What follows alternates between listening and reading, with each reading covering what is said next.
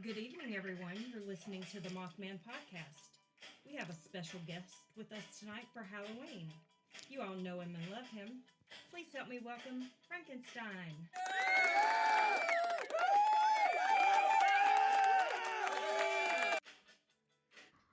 Good evening. Hi, Frank. Where have you been all this time? We haven't seen you in quite a while. I've kind of been hanging around in Europe for a little while, especially after they tried to burn down my house. They thought they got me. I got away. How's the wife and kids? Well, thank you for asking. They're kind of laid back. The wife's a little bit dried out. I'm going to have to get her some kind of massage that I can dunk her in water so her skin will absorb. And the kids, they're doing great. It's just hard to keep them off of the computers. You know what I mean? You better not let your wife hear what you just said. Well, she kind of comes to me and she says, will you rub this moisturizer on me? And I don't really want to touch her. Oh my. Has anyone tried to set you on fire lately? No, I learned my lessons. I know that if I let my address out, that they would probably come and get me and try to burn me up again. I don't know what this is about. They think I'm flammable. So how's the weather in Switzerland?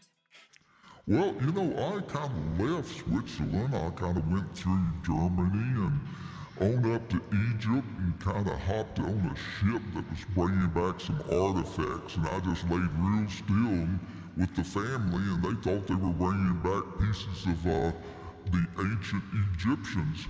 So I got into the U.S. and been hiding here ever since, kind of with vampires and all the scary things and just waiting for Halloween. Oh my, that sounds like a wild trip. Are you planning to get together with Dracula and Wolfman this year? Oh yeah, we get out on Halloween. That's the only time that we can really party. Everybody thinks this is a costume. I can say, it is a costume. It's the original costume. Yeah, we'll be hanging out. We're just trying to find some little ones to get some blood, how to feed the vampires and kind of keeping the wolf from eating up all the candy. Now, have you ever tried to throw a ball for the Wolfman to see what would happen? I did. It went flat real fast. Oh my. Well, thank you so much for being with us this evening, Frankenstein. And for our listeners, we have a special Halloween show with stories for you to listen to. So pour yourself a drink, get comfy, and enjoy these spooky stories. Good evening, everyone. Make sure that you watch out for Frankenstein, Wolfman, and the vampires over Halloween. It might not be a costume. Ho, ho, ho, ho, ho.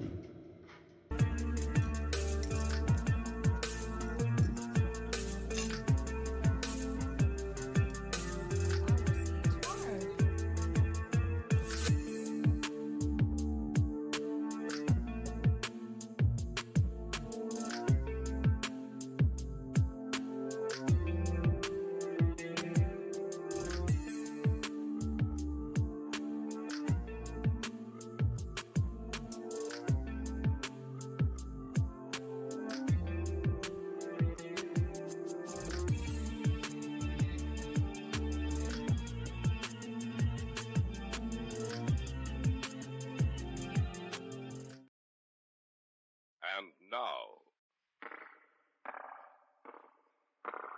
the Hall of Fantasy.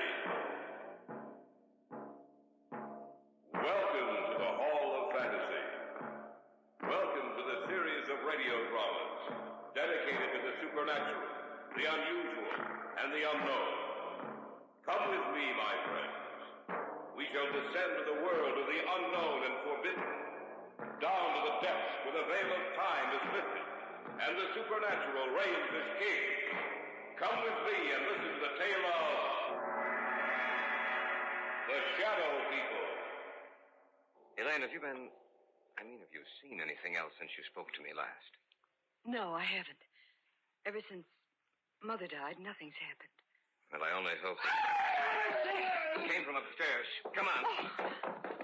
You don't... I don't know what to think. I only hope that... David, if anything's happened to him, We'll see in a moment. There's no light in his room. You wait here, Elaine. Where's the light? Over to your left.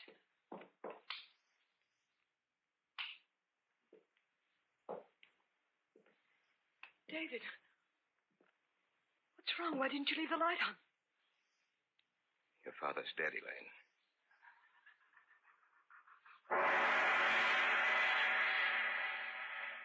In just a moment, the Hall of Fantasy will present The Shadow People.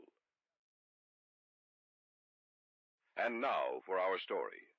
An original tale of fantasy by Richard Thorne entitled The Shadow People.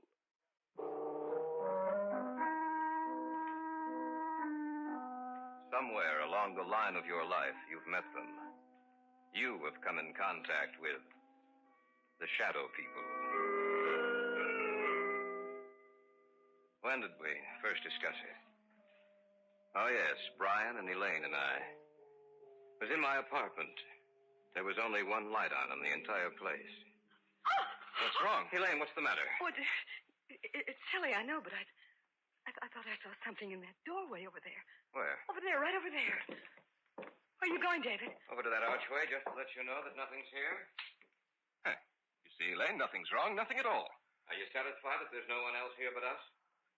Yes, I'm sorry. I just thought that Leave the overhead lights on. I'm sorry, I thought that... Put them back on, David, please. All right, Elaine. Look, what's bothering you, sis? I don't know. It's just that... I don't know. Tell us about it, Elaine. Tell us what's bothering you. You promise that you won't laugh at me? Of course not. Brian? Oh, Elaine, I'm your brother. If something's troubling you, I'd like to know about it. All right, then. The reason I was so upset was the fact that I saw someone or something standing in that archway. But, Elaine, David showed you that there was no one else in here. When the lights were put on, you saw for yourself that we were alone. I'm not talking about something you can see in the light, Brian. I'm not talking about a human being. And what's it all about, Elaine? In the darkness, I saw something that can't be seen in a lighted area.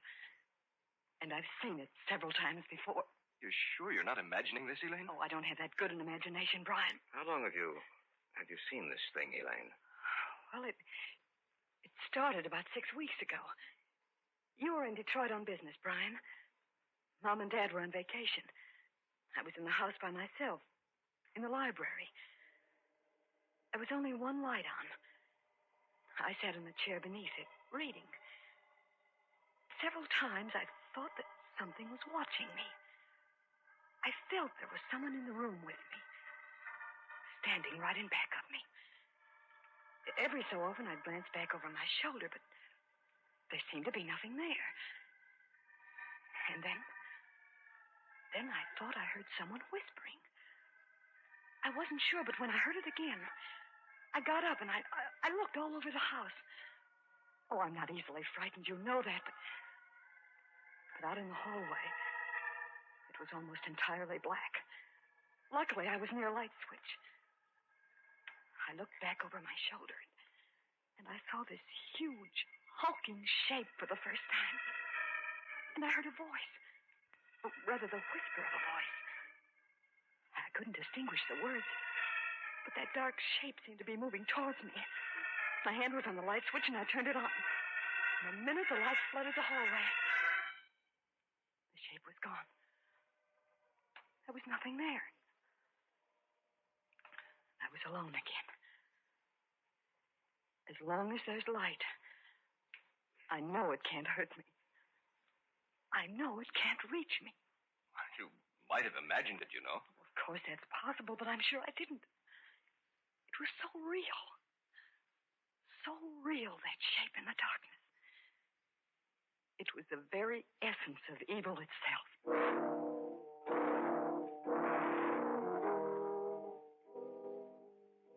old man I knew of, a Dr. Heselius. I'd heard that he knew quite a good deal about the supposed supernatural manifestations which had taken place in the world. I went to him to see if he knew anything that might explain the events of the story Elaine had told us.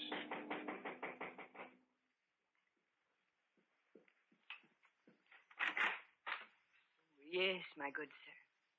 What do you wish? I have an appointment with Dr. Heselius. Oh, yes. Yes, he mentioned something about it. You are Mr. Drake. Yes. If you'll come inside. Thank you. Dr. Heselius is in the study. Please come with me. Doctor, a visitor for you. Oh, yes. Bring him in. You may go now. Yes, Doctor. Mr. Drake? Yes. Sit down, please, in that chair over there. Thank you, sir. Now, what is the nature of your visit to me? Well, I understand, Dr. Heselius, that you have a great knowledge of the supernatural manifestations which have occurred on the Earth. Great knowledge, Mr. Drake? No, hardly that. I have only scratched the surface in my years of study. Perhaps I can help you. Then again, perhaps I cannot. Well, may I tell you the story? By all means, my good sir. All right. Now, this didn't happen to me, Doctor, but to my fiancée. It seems that about 6 weeks ago, when she was alone. But when the light was on, the dark form disappeared. And that's the story, sir. As much of it as I can remember. I see.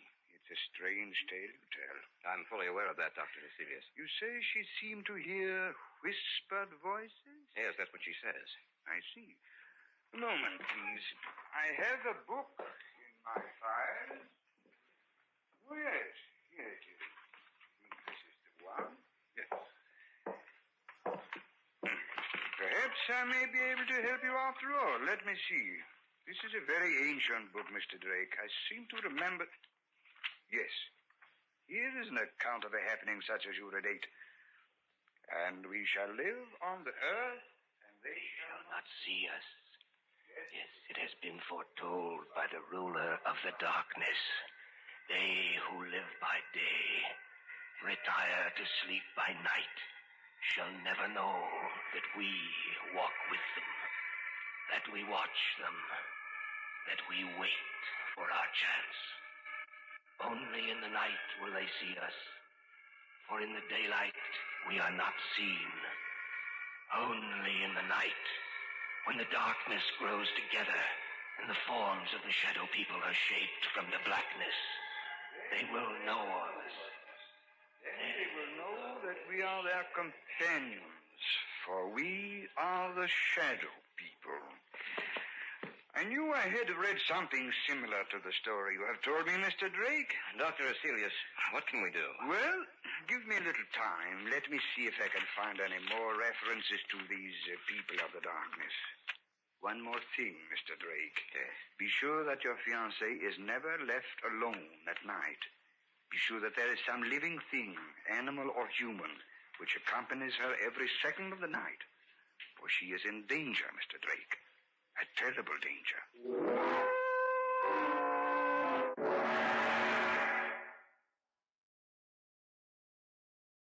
Back now to our story.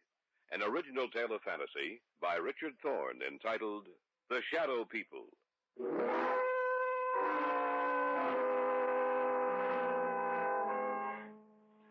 That night, the night of the day I had seen Heselius, Elaine's mother died. She died in her sleep. When she failed to appear for breakfast, Elaine's father went upstairs to see what was wrong. When he entered her room, he discovered that she was dead. The family doctor couldn't explain it, for Elaine's mother had been in perfect health.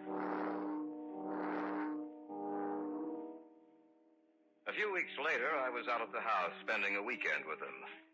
I glanced at the clock on the mantel, and it showed 11.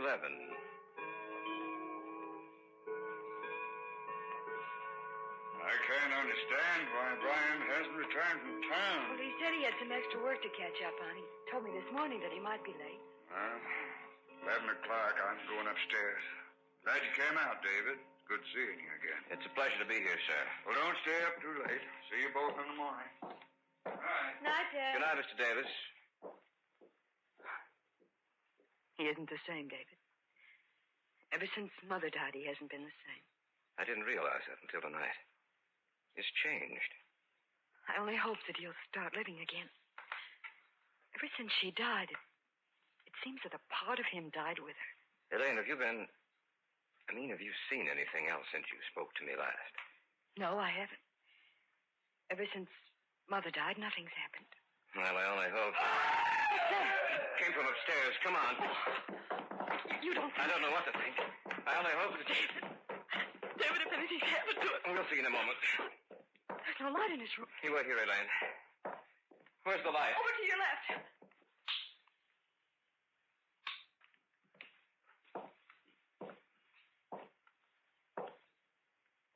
David, what's wrong?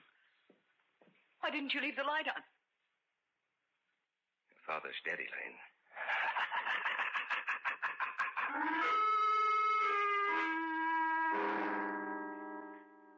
I had walked into the darkened bedroom. On the bed was Elaine's father. It didn't take a second look for me to know that he was dead. I switched off the light and walked back into the hallway to tell Elaine what happened. And then from the room there had come an eerie, quiet laughter. In the darkness of that room was some unknown evil power. The voice itself was unearthly.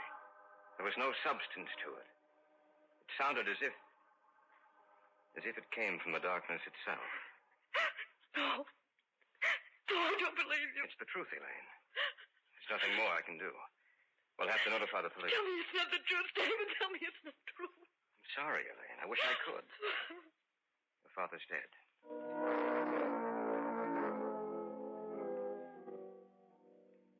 After the burial, Dr. Heselius got in touch with me. He said that he wanted to meet both Elaine and Brian, that he wanted to talk to the three of us. Accordingly, a few nights later, he came out to their house. Miss Davis, will you tell me just when you saw the first manifestation? The night Brian was in Detroit. Now, Miss Davis, you have even seen this apparition in the company of other people, is that correct? Yes. The night at David's apartment. All right.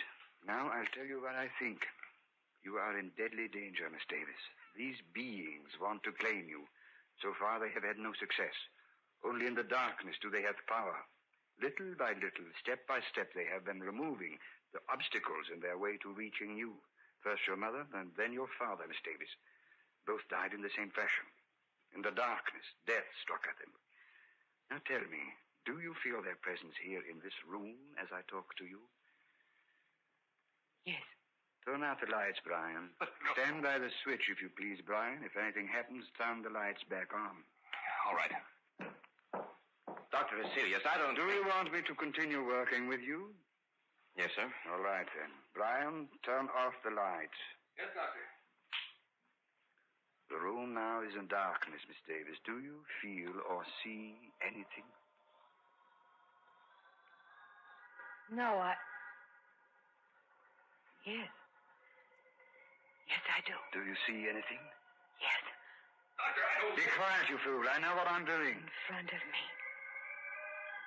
The darkness gathering together into a huge, terrible... Not only do you see us, Miss Davis, but everyone else in the room also will see the vague shapes forming themselves in the blackness.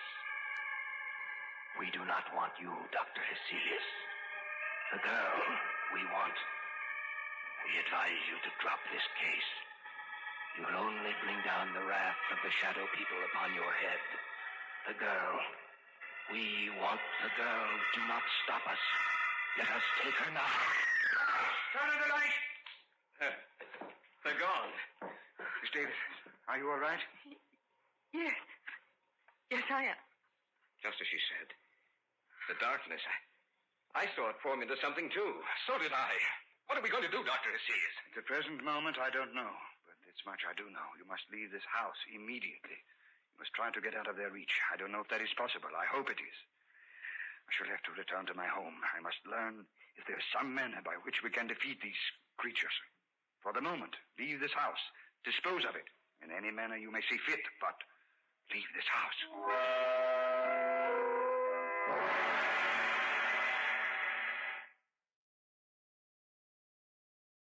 back now to our story, an original tale of fantasy by Richard Thorne entitled The Shadow People.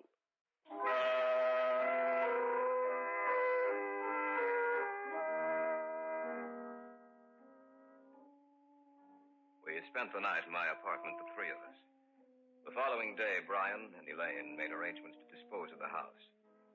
In the afternoon, Dr. Heselius called me and asked that I come to see him. David, I'm glad you're here. Anything new, Doctor? Yes and no. You realize, of course, that this spiritual manifestation is not new, that it has gone on for centuries. No, I wasn't aware of that. It's true, David. De Maupassant wrote what was supposedly a fiction story about the manifestation, David. He called it Orla. However, according to the information here on my desk, it was taken from an actual case history. Of course, he embroidered the story, added a few touches to something he didn't realize actually existed. But have you found anything with which we can fight them? Everything depends upon an answer I received from a colleague of mine in Paris, Dr. Henri Renaud. I dispatched a telegram to him last night. Why hasn't he answered by now? There are certain things that must be done. It will take a few days, I'm afraid. We have to wait, David. There's nothing else we can do.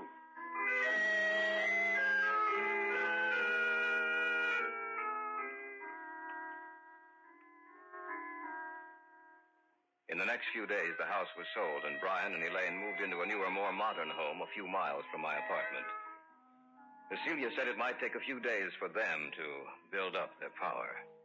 I spent the nights at the new house. The lights were left on, and I watched for any unusual occurrence. In the daytime, I'd return to my apartment and get some sleep. About 4 days after Elaine and Brian moved into the new house, I was at home when Heselius phoned me.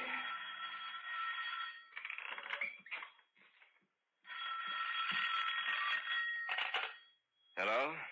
David? Yes, Dr. Heselius? I hate to tell you this, David. What's the matter? What's wrong? They were a step ahead of me, David. I just received word that Renaud died or was killed. At the very moment I sent the telegram to him.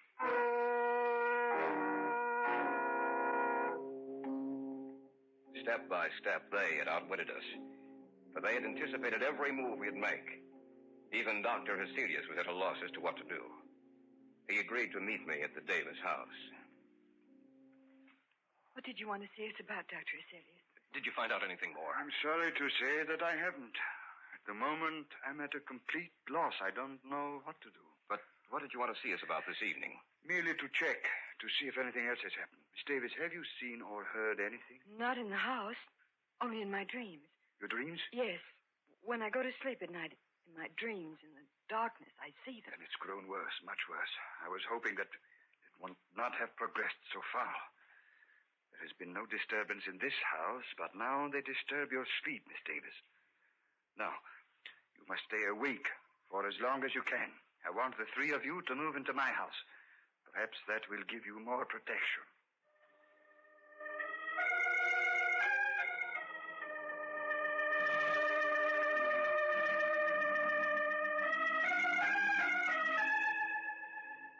That night, we moved over to Heselius' house. Perhaps Elaine would have more protection there. From there, we might be able to devise some plan of action, some way to beat those beings. For a few days, things were quiet. The shadow people seemed to have withdrawn. For a while, I thought that we might have succeeded in thwarting their purpose. Elaine no longer complained of troubled sleep. But that condition lasted for a few days only. About 10 days later, they made themselves known and felt again. That night, we were in the study, when suddenly Heselius whirled around and... Elaine, what are you looking at? Outside the house. Right where the light leaves off, I see them. She's right, Dr. Heselius. I can see them, too. What should we do, Doctor? Nothing. What do you mean, nothing? There's nothing we can do. We can't just... We can't do anything, Brian. Don't you understand that they have us at their mercy? The greatest man in my field was Henri Renaud. If he could do nothing against them, what do you think we can do? He's right, Brian. There's nothing we can do. As long as the house remains lighted, just so long will they remain outside. If the lights were to... That sounds When like... my father was killed, the same sound. We heard the same sound. The lights. What's happened to the lights, all right? I don't know. Be quiet, please. I thought of this emergency. A candle. That's right, Miss Davis. As long as this burns, this one candle will be safe. For they cannot advance into the light. They are limited by the darkness. As long as the candle burns, they will have to remain outside of this room. Around you, in every room of the house, in the darkness outside, we are around you. This time you shall not escape. This time we will claim you. Take it easy, Brian. I can't stand it. I'm getting out of here. Brian, come back. Don't be a fool. I'm going after him. Stay here. We just can't let him He go. won't have a chance. I doubt it. Miss Davis, I'm afraid that your brother is dead.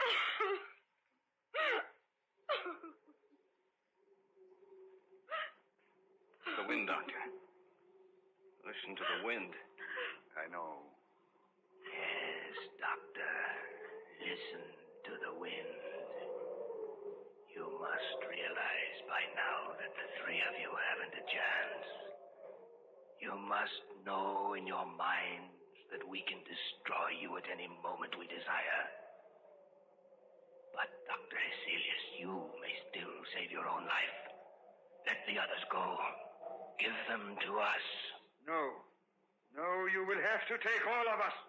Shall we destroy your light? Shall we move in on you now? As you will. Do as you will.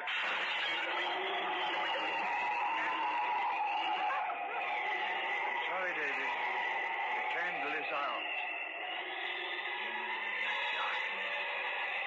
The figures in the darkness.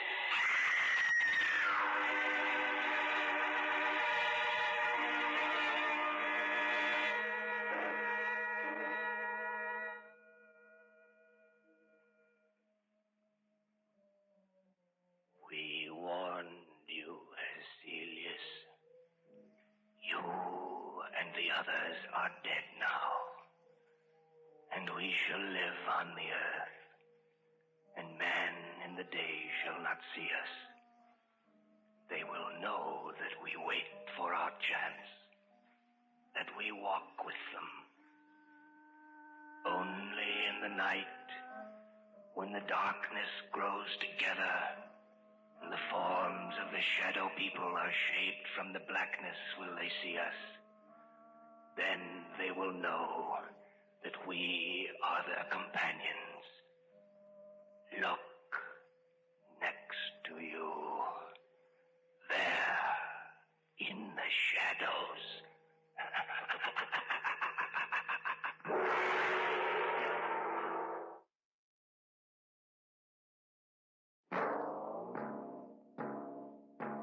So runs tonight's tale of the unusual, the terrifying, the unknown.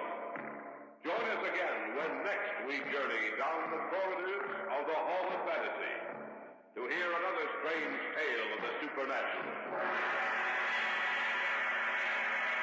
All characters and events portrayed in these programs are fictional, and any similarity to actual events or persons, living or dead, is purely coincidental.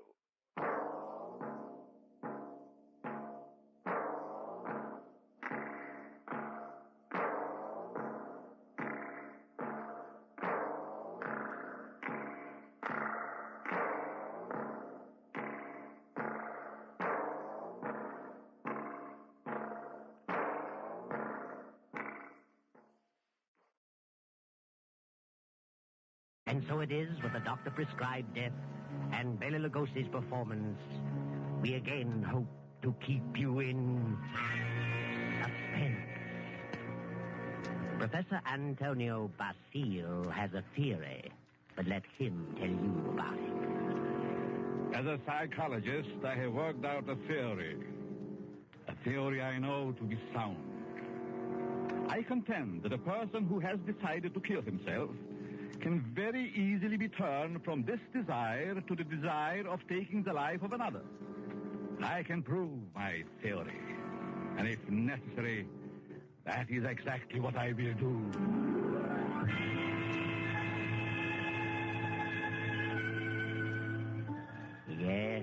Professor Antonio Basile has a theory, but only a theory.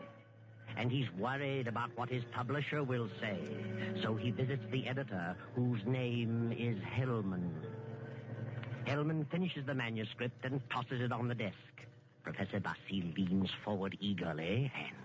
Well, Hellman, what do you think? Professor Basile, it's purely conjecture, simply a theory, and I wouldn't advise publishing it. I worked on that theory for a long time. I'm positive of it. I know it'll work. Suppose it will. What good is it? What good have you accomplished if you can prove it'll work? Are you laughing at me, Hellman? It's so silly. An ordinary human being has suffered reverses. Is sick of it all. He wants to leave it all behind. And you say he can be changed to want to kill someone else. I do. Self-destruction and the destruction of other life are closely related in the mind. The dividing line is very thin. It's ridiculous. And you won't publish it? Granger would fire me. Why? He told me that, in his opinion, you should be in the asylum. Mr. Granger said that. Does he think I'm insane? How do I know? Hellman, Mr. Granger didn't say that. It's you who thinks I'm crazy. You've never liked me. For some reason, you are trying to tear me down. Well, we'll see, Mr. Hellman. We'll see. Now, wait a minute. I'll show you whether my works are illogical. I'll show you whether I'm insane. Oh, calm down. I'm going to make you eat those words. I know you don't like me, but I'm going to prove that my theory is sound. Good night. Wait a minute. Basile, wait. You wait, Hellman. You wait. Yes, wait, Hellman. Wait. Professor Basile, seething with resentment, rushes from the office and strides angrily down the street. Insane, huh? I'll prove my theory. I'll find a subject. I'll find someone who wants to take his own life. And so Basile goes home, late for dinner. He finds a note from his wife, Myra, saying she's decided to attend the opera and will be home around 11:30. Then Professor Basile gets an inspiration. He goes to the bridge over the deep canyon, the bridge called Suicide. And strangely enough, he hasn't long to wait. As he stands against the railing in the fog, a figure appears a few feet beyond, stops, prepares to leap. Don't do it! Wait a minute! Listen. Huh? That's very silly. Let go of me. Oh, no. I couldn't do that. I need you. I don't need you. Don't you know this is against the law? You're not an officer. You can't stop me. It's 500 feet to those tracks below. Hard steel rails. And don't believe what they all tell you about not being conscious of what happened. You'd know. People don't die instantly. Let loose. They lie in agony for minutes and sometimes for an hour. It's a horrible death, I know. How do you know? I'm a doctor. Doctor? Yes. I can tell you much simpler ways, much less painful ways and quicker. You're a nice young girl, an intelligent girl. You wouldn't want it to happen this way. Maybe after I talk to you a while, you wouldn't want to do this at all. No. No. But come on. Let's talk it over. Maybe a few minutes talk will change the entire picture for you. What could you do to help me? If you'll come, I'll tell you. There's a motive back of your wanting to do this, and I'd like to know what it is. Nothing doing. Haven't you any relatives? Any loved ones you'd like to do something for? Yes? Then if you'll talk with me for a while, maybe I can find my way clear to help those people.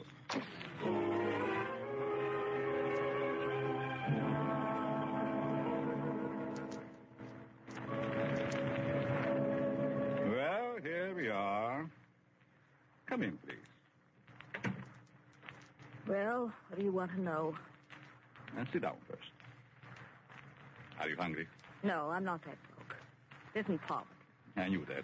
I could tell by your clothes. Now first, why did you come here? Why?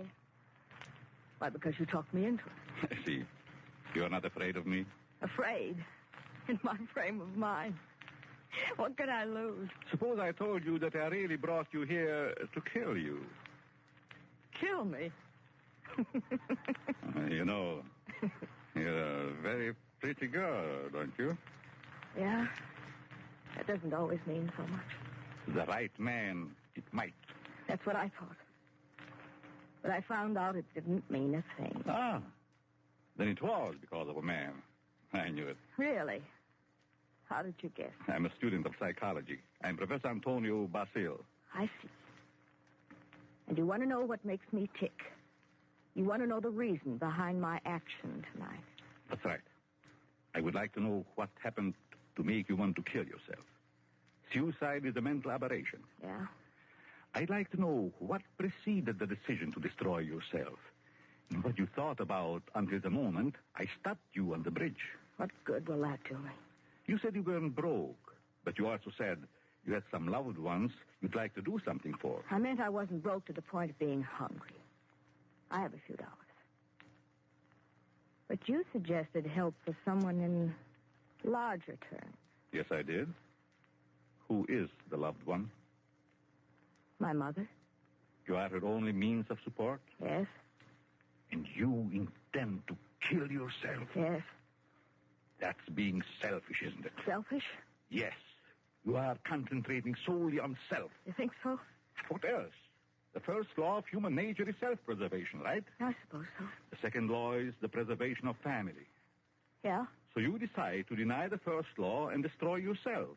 And as a consequence, deny the second and leave your mother alone and in need. You indicate a form of insanity. What would be normal? To destroy the other person, the one who has done you wrong. Have you heard him? No. Then the one who has done wrong should be the one to suffer. You have no legal recourse? Legal recourse? No, I haven't, I'm sorry to say. And you would kill yourself to let your poor mother suffer because of the wrong of another. Why shouldn't he be the one to suffer? I suppose you're right. Why shouldn't he? What happened after all? Why not tell me about it? Were you married? No. Never seemed to find time to get around to marriage. What's your name?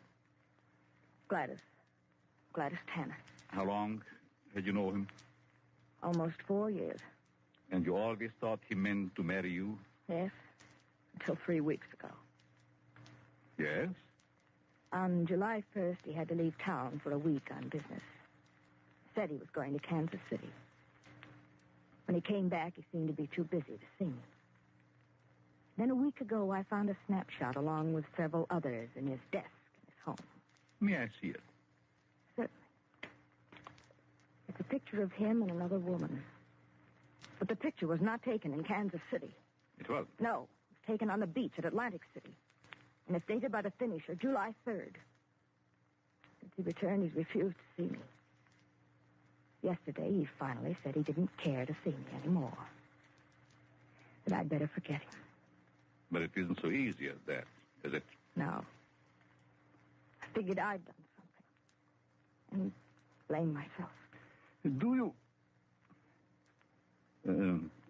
you know this blonde woman in this snapshot? No. Then it must be a woman he has met recently. You've known him for 4 years. I don't think you are to blame. He's the one in the wrong. And he should be made to suffer. How? You were going to kill yourself. Why should you? Kill him instead. He double-crossed you. He deserves it. Now, let me go a little deeper into the situation. Whenever a person has reached the conclusion to take his life,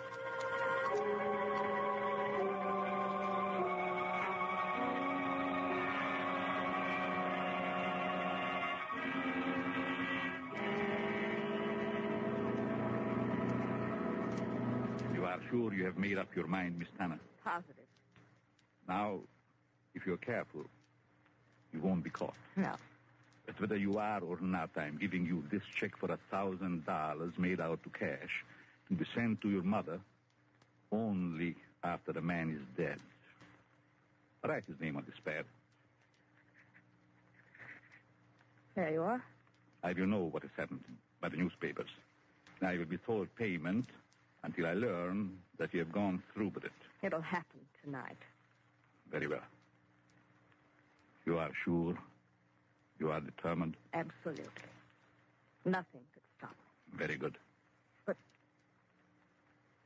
just what would happen if I did get caught? You won't get caught if you follow my instructions. I know. Now, here is a small revolver. It'll fit easier in your purse. That's all you need. Be sure to wipe your fingerprints off and leave the gun near the body.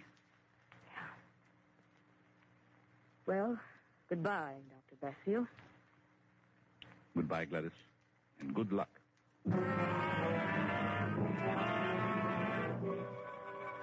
Professor Basile watches Gladys as she crosses the street to the dimly lighted bus stop. Then he rushes to his car and drives away. A few minutes later, he comes to a stop at Hellman's house. Hellman, the editor who ridiculed his theory. Just a minute. Oh. Hello, Basile. Good evening, Herman. Thought I'd drop out to have a little chat with you. Well, why this time of night? Kind of late, isn't it? 11. Didn't think that was late for you. No? Come in. Thanks. Sit down. What's on your mind? I want to talk to you about my theory you ridicule so definitely. My theory about suicide. Oh. Well, I just don't believe it, that's all. And I said I'd prove it, didn't I? Yes, but what are you getting at? It's going to be proved. My theory is going to be proved tonight. Oh, that's fine. Go right ahead and prove it. I don't like you, Hellman. I never liked you. And I know you don't like me. I can't help that, Basile. What are you staring at? Is there someone here with you? Certainly not. Why? That's a woman's purse on the Davenport. Oh, my secretary dropped by earlier this evening with the manuscript. She must have forgotten it. She's not here now? Of course not. Then I'll continue. I found a subject. Girl who was ready to commit suicide because a man jilted her. In a few hours, I was successful in changing her thought from suicide to homicide, and she is going to kill the man tonight. What do you think of that? There may be a dozen murders tonight. But you'll know which one I mean. You'll know about this murder. What do you mean? Because I'm going to tell you who the victim is going to be. You know who the intended victim is? Why don't you stop it?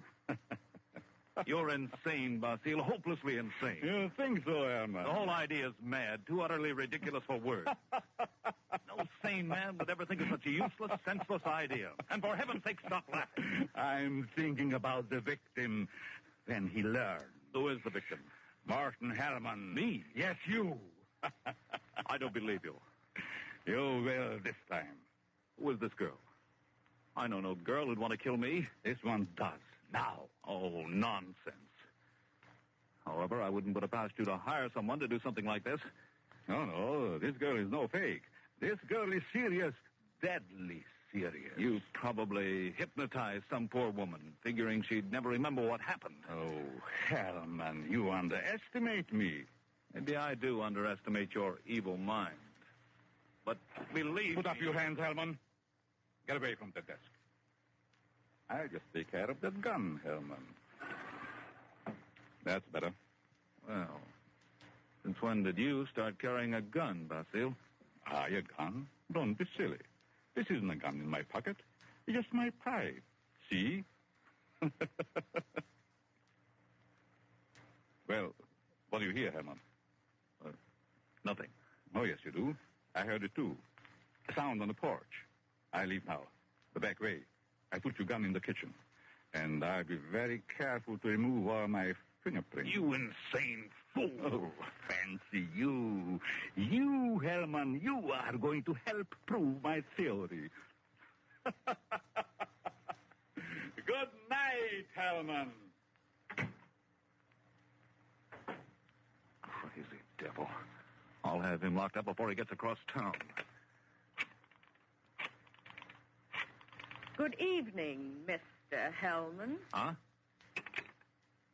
How did you get in here? Through the patio door. What do you want? I wanted to talk to you. Very strangely. You're just imagining things. And what are you doing here? I wanted to tell you something. Yeah? What? When you first indicated to me that you were through with me, I was terribly hurt. I thought all along that we were to be married. I couldn't understand. I tried and tried to think of something I'd done to cause our breakup. And then I happened to find this snapshot in your desk. Snapshot? Take a look at it. Kansas City. No, Atlantic City, New Jersey. You and a blonde. And the date is stamped on the back. A business trip. Ha! Well, what about it? I just wanted you to know that you weren't so slick. I wanted you to know that I knew about the blonde. That I knew you'd lied. Now that you've told me, what good does it do you? A lot of good. First, I thought you came here for money. How could you think such a thing? Well, I think you'd better go now. I'm going. Goodbye, Morton. And good luck in your new venture. What venture? This one. Gladys. Gladys! And wish me luck in mine.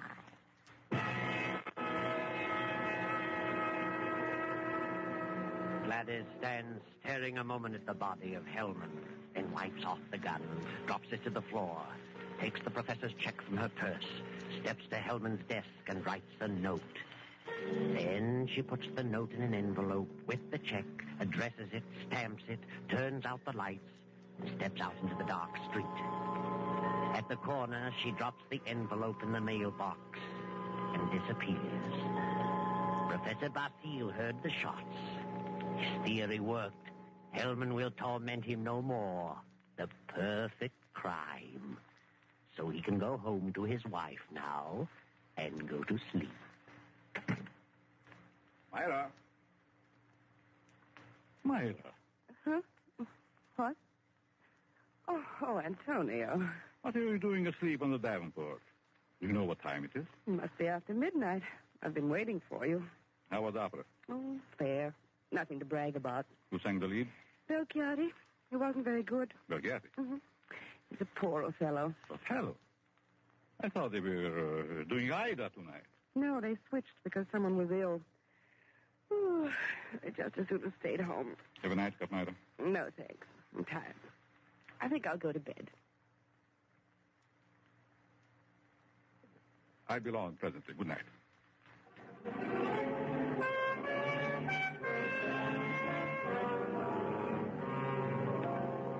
Then the night passes and the morning comes. The professor rises cheerfully and prepares for breakfast. Then... I'll get it, Myra. Yes? Are you Professor Basile? Yes. May we come in? We'd like to talk with you. Of course. What is it you want? Is your wife in? Yes. We'd like to see her, too. Myra. But what's this all about? What is it, Antonio? These men are from detective headquarters. They want to talk to us. Really? What about? May I ask where you were last night, Mrs. Basile? Certainly. I went to the opera. What time did you get home? Oh, I imagine it was around 11 or shortly after. Mm-hmm. Were you at home last evening, Professor? Well, I was at the club and got home about 12:30. By the way, do you know a Morton Hellman? Certainly. What about him? He's been murdered. Murdered? Good Lord. When? Around midnight last night. I found him this morning. How terrible. Why, I've known him for years. He was editor-in-chief of the company publishing my writings. I'm a psychologist, you know. Yes, we know. But what do you want to know from us? We weren't connected socially with Hellman, just in business. Did you know him, Mrs. Basile? Yes, I knew him very slightly. Do either of you know of anyone who'd have reason to kill him? Certainly not. Everyone thought highly of him. Did you ever hear of a girl named Gladys Tanner? Lady Tanner? No. Did you know of a Gladys Tanner, Mrs. Basile? No. Is this your purse, Mrs. Basile? Why, of course it is. That's the one I gave you last Christmas, Myra. Oh, yes. I must have lost it downtown. Where did you find it, Lieutenant? At Hellman's home. Hellman's home? Well, how in the world? Good heavens, but We found it on the sofa. Well, I can't imagine how it could get there. And this is the revolver that killed Hellman, found on the floor beside him. What? No fingerprints on it, however. What? May I see it? Why, Myra, this is your gun. I bought this for you 2 years ago when I went on the lecture tour. Yes, I think it's mine, but it just doesn't make sense. Did you have the gun in your purse when you lost it last night? Well, perhaps I did. I'm so confused now I can't remember. That thing, Myra. The thing, it's terrible. Oh, I know. Oh, dear, I feel ill. Did you ever fire this gun? Yes, once last year up in the mountains. I wanted to see how it worked. Ever reload it? No, I'd never reloaded it. I just didn't think about it. Maybe I did put it in my purse. Why, I don't know. And whoever found the purse may have used the gun to... Oh, I just can't seem to think. This gun misfired on the first 2 shots. The other 3 killed Hellman. This is the most amazing piece of coincidence I ever heard of. Why would my wife want to do such a thing? Why should she get to Hellman? She hardly knew him. Are you sure about that, Professor? Of course. Well, sorry to say that I don't believe her. What? This is ridiculous. This is going to be a shock to you, Professor, but here's a snapshot we found on Hellman's desk. Taken in Atlantic City last July. Good heavens. Why? This is you, Myra. You and Hellman. You were at your mother's in Florida in July. Myra, look at me. What does this mean? I can't. And I can't believe such a thing. May I have the purse, the gun, and the photo? Thank you. I'm sorry, but I'll have to take her down to headquarters. But I didn't kill him. I didn't. I wouldn't. I loved him. Myra. You better pull yourself together. You'll have to go back. You'll want photos and fingerprints. Yes. Better get it ready, Myra. Certainly looks bad for her. Afraid it does. Looks like an open and shut case. Oh, will you come along too, Professor? Certainly. And so it all worked out beautifully. Not quite as the professor had planned. But then he changed his plan from the moment when Gladys Tanner showed him the snapshot taken in Atlantic City. And he realized that the girl's fiancé was Hellman, and the blonde was Myra, his wife. He had no intention of allowing Gladys Tanner to kill Hellman until he saw that snapshot. And when he recognized Myra's purse in Hellman's home, he decided to let Gladys kill him and the blame be placed on Myra. The perfect crime. But several hours later, after fingerprints and many questions, the professor is just about to be dismissed when Sergeant Rankin steps into the room and speaks quietly to Lieutenant Davis. What is it, Rankin? I stayed at Basile's place, as you said. Well? A few minutes ago, a special delivery letter came for the professor. This'll knock your eye out. Read it. Huh?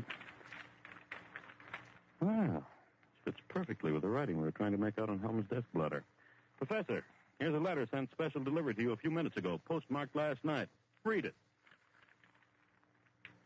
Dear Professor Basile, your theory worked a certain degree.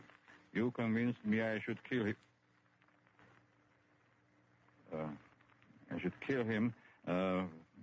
But when that gun you gave me misfired twice, I almost quit.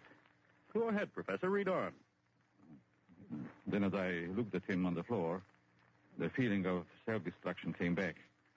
I'm going ahead with my plan. Here's your check. I won't need it. Besides, I lied to you. I lost my mother long ago. Better luck next time. Gladys Tanner. And a half hour ago, they found her body beneath Suicide Bridge. Well, Professor, your perfect crime has failed. Failed? Yes, failed. Wonderful setup on paper, but your theory backfired, and you're up for murder. But I didn't kill him. But you planned it, and you're as guilty as Gladys. She's paid her penalty. Now it's your turn. No. I won't be hanged. Never! Rankin!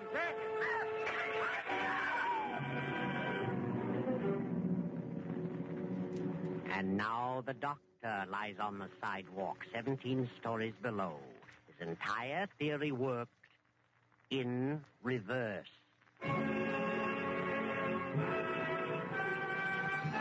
Next Network replay continues after the news to 1.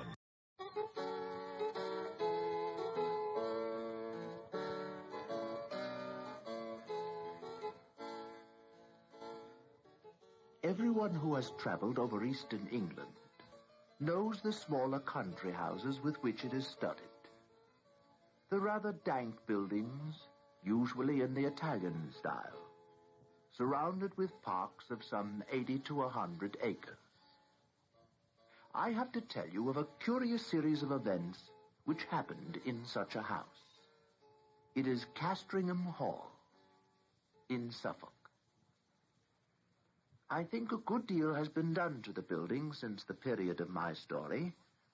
One feature that marked out the house from a score of others is gone. As you looked at it from the park, you saw on the right a great old ash tree, growing within half a dozen yards of the wall and almost or quite touching the building with its branches. I suppose it had stood there ever since Castringham ceased to be a fortified place. At any rate, it had well nigh attained its full dimensions in the year 1690. In that year, the district in which the house is situated was the scene of a number of witch trials. Castringham contributed a victim to the extortions. Mrs. Mothersole was her name. And she differed from the ordinary run of village witches only in being rather better off and in a more influential position. Efforts were made to save her by several reputable farmers of the parish. But what seems to have been fatal to the woman was the evidence of the then proprietor of Castringham Hall, Sir Matthew Fell. Sir Matthew, will you tell the court, please, what you saw regarding Mrs. Mothersole on the evenings that you mentioned? Well, on 3 different occasions from my window, I watched her, Mrs. Mothersole, at the full of the moon, gathering sprigs from the ash tree near my house. She had climbed into the branches and was cutting off small twigs with a peculiarly curved knife. And as she did so, she seemed to be talking to herself. On each occasion, I did my best to capture the woman, but she had always taken alarm at some accidental noise I had made. All I could see when I got down to the garden was a hare running across the path in the direction of the village. On the 3rd night, I followed her at what speed I could. I went straight to Mrs. Mothersole's house. I had to wait a quarter of an hour battering at her door, and when she came out, she was very cross and apparently very sleepy, as if just out of bed. And as I had no good explanation to offer, I had to apologize, rather embarrassingly.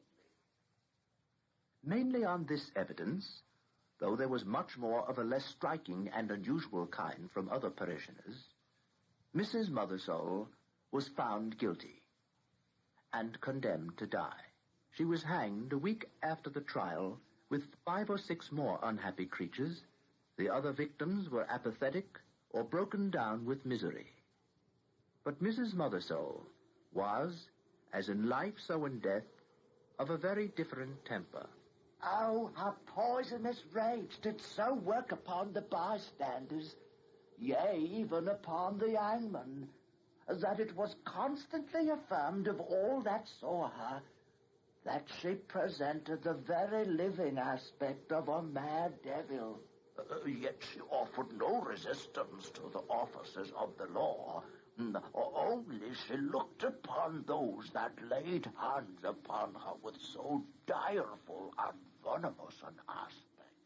Aye, the mere thought of it preyed inwardly upon my mind for 6 months after. However, all that Mrs. Mothersole is reported to have said was seemingly meaningless words. There will be guests at the hall. There will be guests at Castringham Hall, Sir Matthew. There will be guests at the hall. Sir Matthew Fell, then Deputy Sheriff, was present at the execution, and was not unimpressed at the bearing of the woman.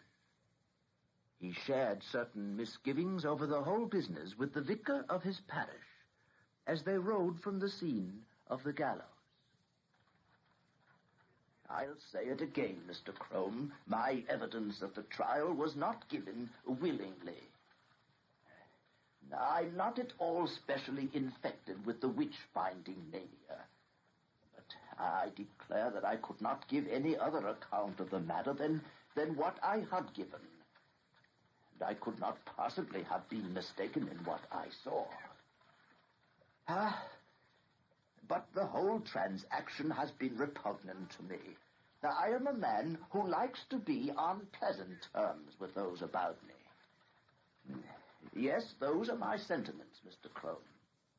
And the good vicar applauded them, as any reasonable man would have done, and was easily persuaded to take a late supper at the hall. When Mr. Crome thought of starting for home, about 9:30, Sir Matthew and he took a turn on the gravelled walk at the back of the house.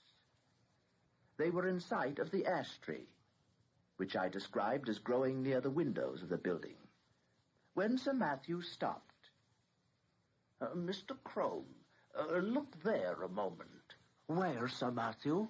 At the ash tree there. Look, what is that runs up and down the trunk of it? It is never a squirrel. They will all be in their nests by now. Oh, yes, I see some sort of moving creature. What can you make of it, Mr. Crome? Nothing of its color in this moonlight, Sir Matthew. But now it's gone. Was it a squirrel? Well, for an instant there was a sharp outline. And I could swear, though it sounds foolish, that squirrel or not, it had more than 4 legs. Aye, more than 4 legs, Sir Matthew.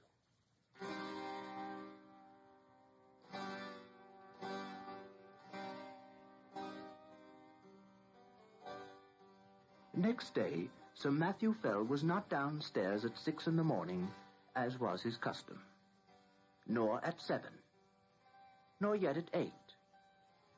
Hereupon, the servants went and knocked at his chamber door. When the door was at last opened from the outside, they found their master dead and black. Mr. Crome came as quickly as he could to the hall and was shown to the room where the dead man lay. Many years later, Mr. Crome's notes regarding this incident were found among his papers. They showed how genuine a respect and sorrow he felt for Sir Matthew. And they also threw some light upon the common beliefs of the time. There was not any the least trace of an entrance having been forced to the chamber, but the casement stood open, as my poor friend would always have it in this season. He had his evening drink of small ale in a silver vessel of about a pint measure, and tonight had not drunk it out. This drink was examined by the physician from Bury, Mr. Hodgkins, who could not, however, as he afterward declared upon his oath before the coroner's quest, discover that any matter of a venomous kind was present in it. For, as was natural in the great swelling and blackness of the corpse, there was talk made among the neighbors of poison. The body was very much disordered as it lay in the bed, being twisted after so extreme a sort as gave too probable a conjecture that my worthy friend and patron had expired in great pain and agony. And what is as yet unexplained, and to myself the argument of some horrid and artful design in the perpetrators of this barbarous murder, was this, that the women which were entrusted with the laying out of the corpse and washing it, being both sad persons and very well respected in their mournful profession, came to me in great pain and distress, both of mind and body, saying what was indeed confirmed upon the first view.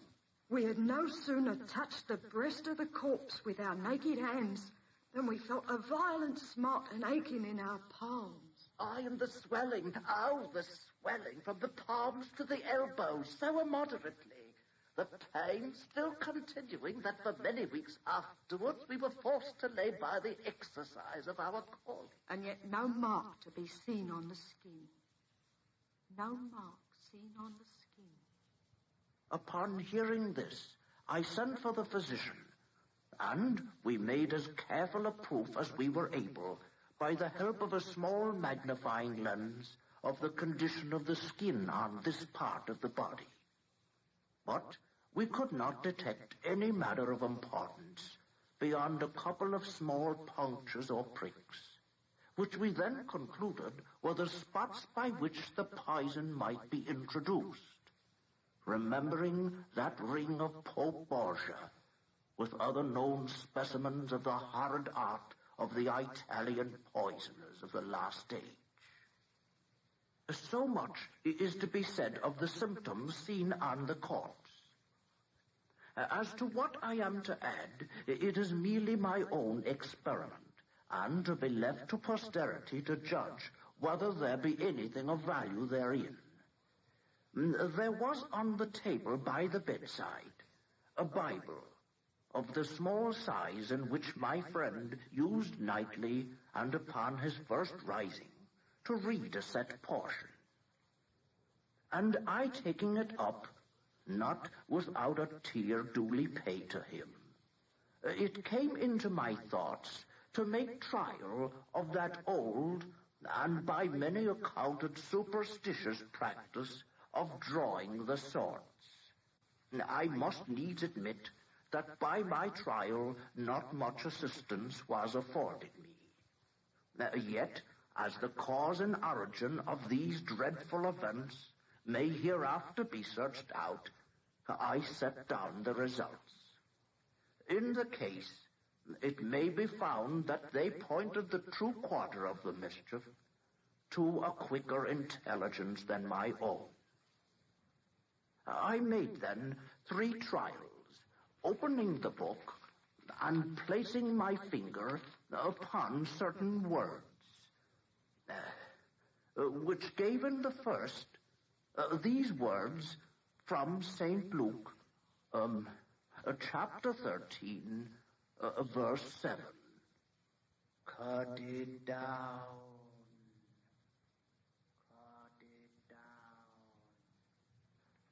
And in the second, Isaiah, chapter 13, verse 20. It shall never be inhabited. It shall never be inhabited. And upon the third experiment, Job, chapter 39, verse 30. Our young ones also suck up blood. Our young ones also suck up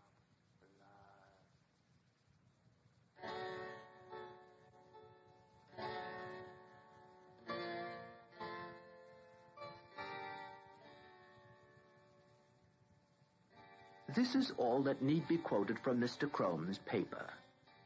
Sir Matthew Fell was duly coffined and laid into the earth. His son, Sir Matthew II, succeeded to the title and estates.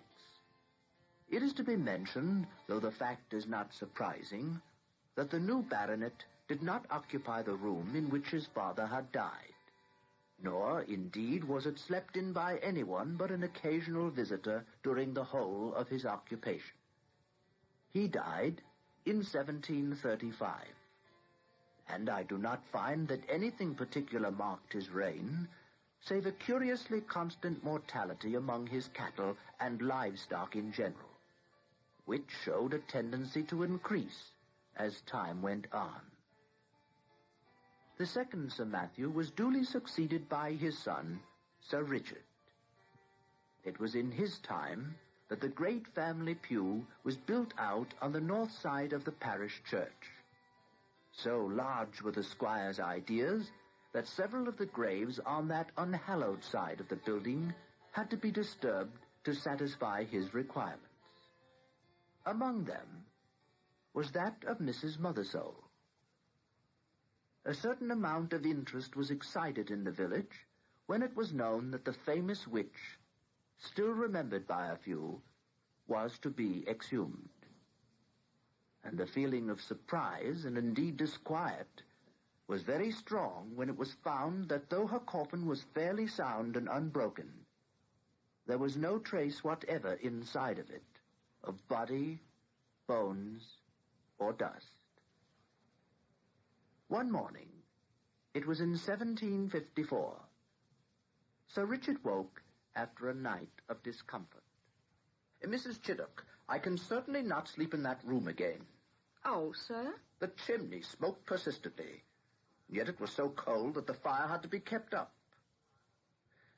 Furthermore, something had so rattled about the window in the wind that no man could get a moment's peace. No, I'll certainly not sleep in that room again, Mrs. Chiddock. I shall select a new room this morning. As you say, sir. There's the fine large study across the hall, if I may suggest. No. No, it has an eastern aspect. I must have a room with a western lookout, so that the sun does not wake me early. And the room must be out of the way. I don't want servants forever passing the door. Well, Sir Richard, you know there is but one room like that in the house. Oh? Which may that be? Why, sir, that is Sir Matthew's room, the west chamber. Well, put me in there. I lie there tonight. But no one has slept there these 40 years. The air has hardly been changed since Sir Matthew died there. Well, then it's time the air be changed. Come along, Mrs. Chiddock. I'll see the chamber at least. So it was opened. And indeed, the smell was very close and earthy. Sir Richard crossed to the window, threw the shutters back, and flung open the casement. The view was almost entirely blocked off by the ash tree. Oh, sir, the tree. It makes the room so oppressive, so dampish, sir. Well, we'll shortly take care of that. Air the room, Mrs. Chiddock, all today, and move my bed furniture in the afternoon. When the Bishop of Kilmore arrives, you can put him in my old room.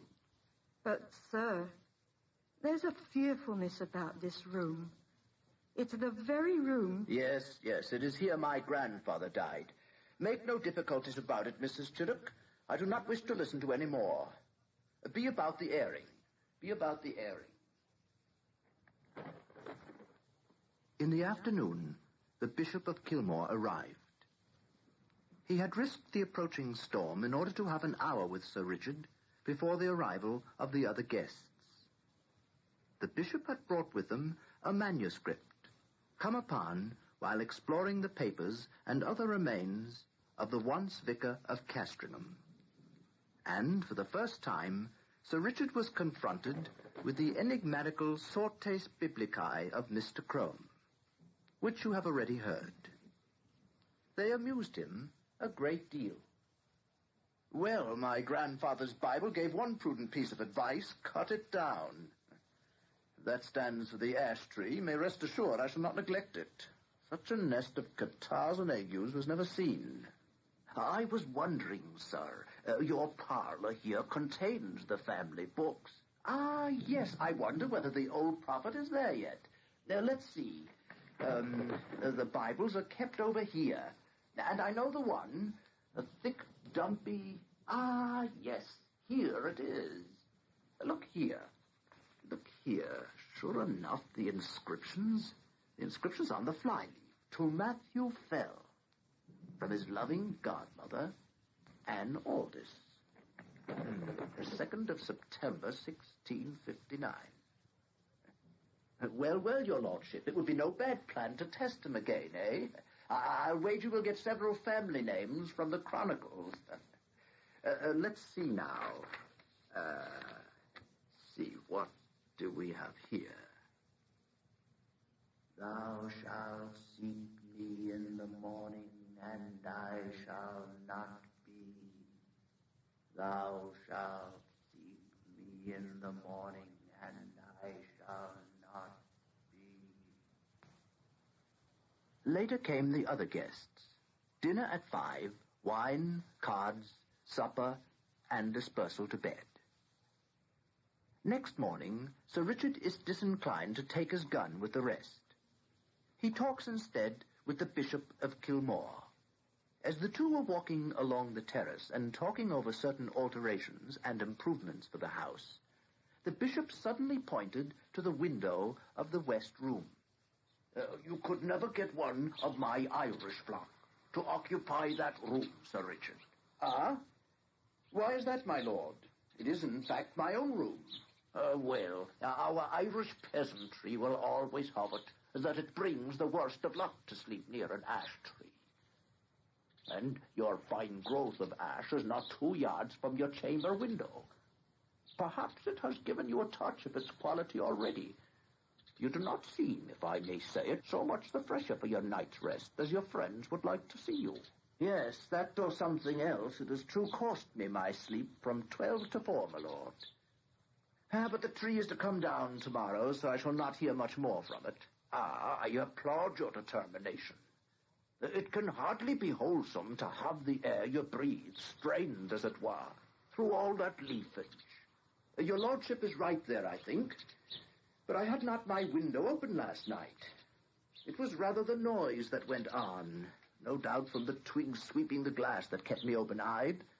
Oh, I think that can hardly be, Sir Richard. Here, you can see it from this point. None of those nearest branches can touch your casement. Unless there were a gale, and there was none of that last night. They missed the panes by a foot. No, sir, true. What then will it be, I wonder, that scratched and rustled so? Aye, and covered the dust on my sill with lines and marks. Ah, well, sir, might it be the rats? The rats that must have come up through the ivy. Of course, the rats. It was the rats. So the day passed quietly, and night came, and the party dispersed to their rooms, and wished Sir Richard a better night. And now we are in his bedroom, with the light out and the squire in bed. The night outside is still and warm, so the window stands open. There is very little light about the bedstead, but there is a strange movement there.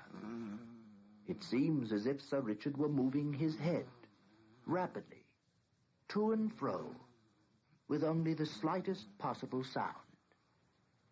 And now you would guess, so deceptive is the half-darkness, that he had several heads, round and brownish, which moved back and forward, even as low as his chest. It is a horrible illusion. Is it nothing more? Ah, there, something drops off the bed with a soft plump, like a kitten, and is out of the window in a flash. Another, 4 of them. And after that, there is quiet again. Thou shalt seek me in the morning, and I shall not be. Thou shalt seek me in the morning, and I shall not be.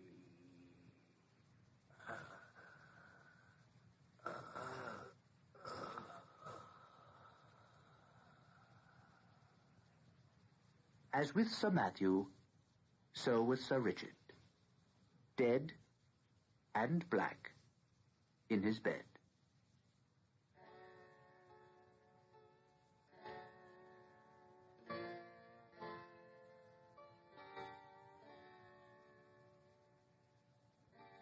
A pale and silent party of guests and servants gathered under the window when the news was known. Ominous guesses were hazarded. Italian poisoners, popish emissaries, infected the air. But the Bishop of Kilmore looked up at the ash tree. He noticed that a white tomcat was crouching in the lower boughs, looking down the hollow which years had gnawed in the trunk. It was watching something inside the tree with great interest. Suddenly it got up and craned over the hole. "Oh, well now, Kitty, what do you see there, inside the ash? Careful of the edge there. Careful now." But the bit of edge on which it stood gave way, and the cat went slithering in. Everyone looked up at the noise of the fall. It is known to most of us that a cat can cry, but few of us have heard, I hope, such a yell as came out of the trunk of the great ash. 2 or 3 screams there were, and then the slight and muffled noise of some commotion or struggling was all that came. But Lady Mary Harvey fainted outright, and the housekeeper stopped her ears and fled till she fell on the terrace. The Bishop of Kilmore and Sir William Kentfield stayed. "There is something more than we know of in that tree, my lord. I'm for an instant search." "I agree with you there, Sir William. We must get to the bottom of this. The secret of these terrible deaths is there, in the ash tree." A ladder was brought, and one of the gardeners went up, and looking down the hollow could detect nothing but a few dim indications of something moving. They got a lantern, and the gardener let it down by a rope cautiously. They saw the yellow light upon his face as he bent over, and suddenly the face became struck with an incredulous terror and loathing. "Oh!" He fell back from the ladder, letting the lantern fall inside the tree. "Quick, Sir William, catch the man. What has he seen? What has he seen?" "He's in a dead faint, my lord. It will be some time, I fear, before any word can be got from him." But look to the tree. Look to the tree, my lord. It's aflame."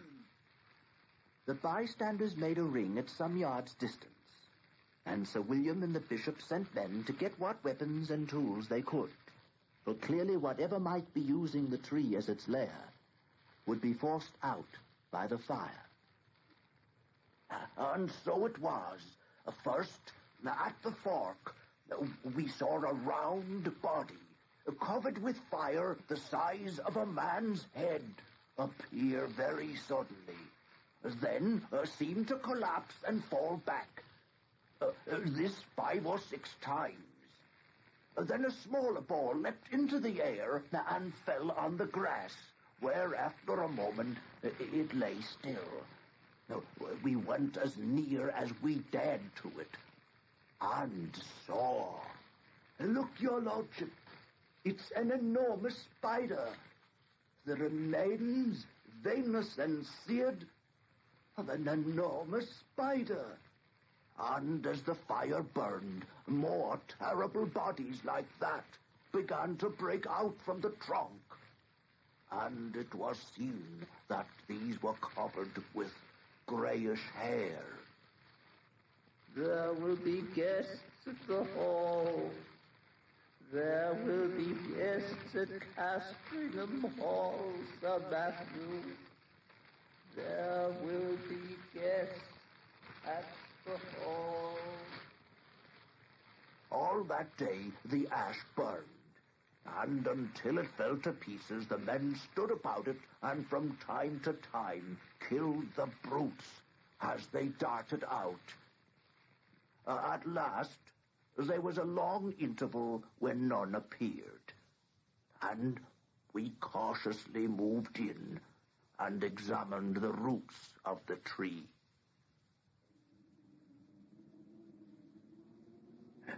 We found below it a rounded, hollow place in the earth, wherein were 2 or 3 bodies of these creatures that had been plainly smothered by the smoke. And what is to me more curious, at the side of this den, against the wall, was crouching the anatomy or skeleton of a human being, with the skin dried upon the bones, having some remains of black hair. It was pronounced by those that later examined it to be undoubtedly the body of a woman, and clearly dead for a period of 50 years.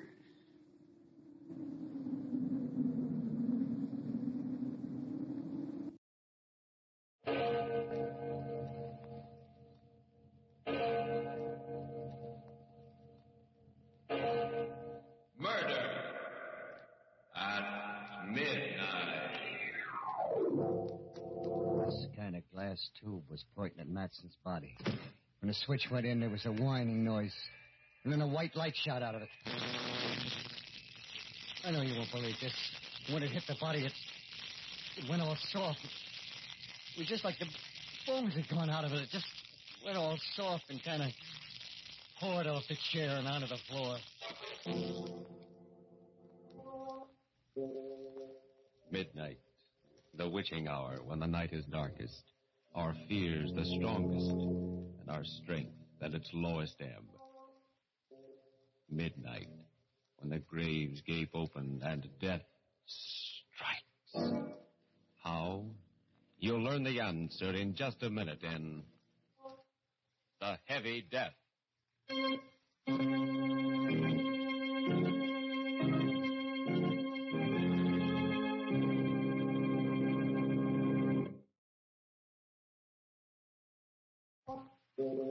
And now, Murder at Midnight. Tales of mystery and terror by radio's Masters of the Macabre. Our story, written by Robert Newman, is a weird and fantastic nightmare called The Heavy Death.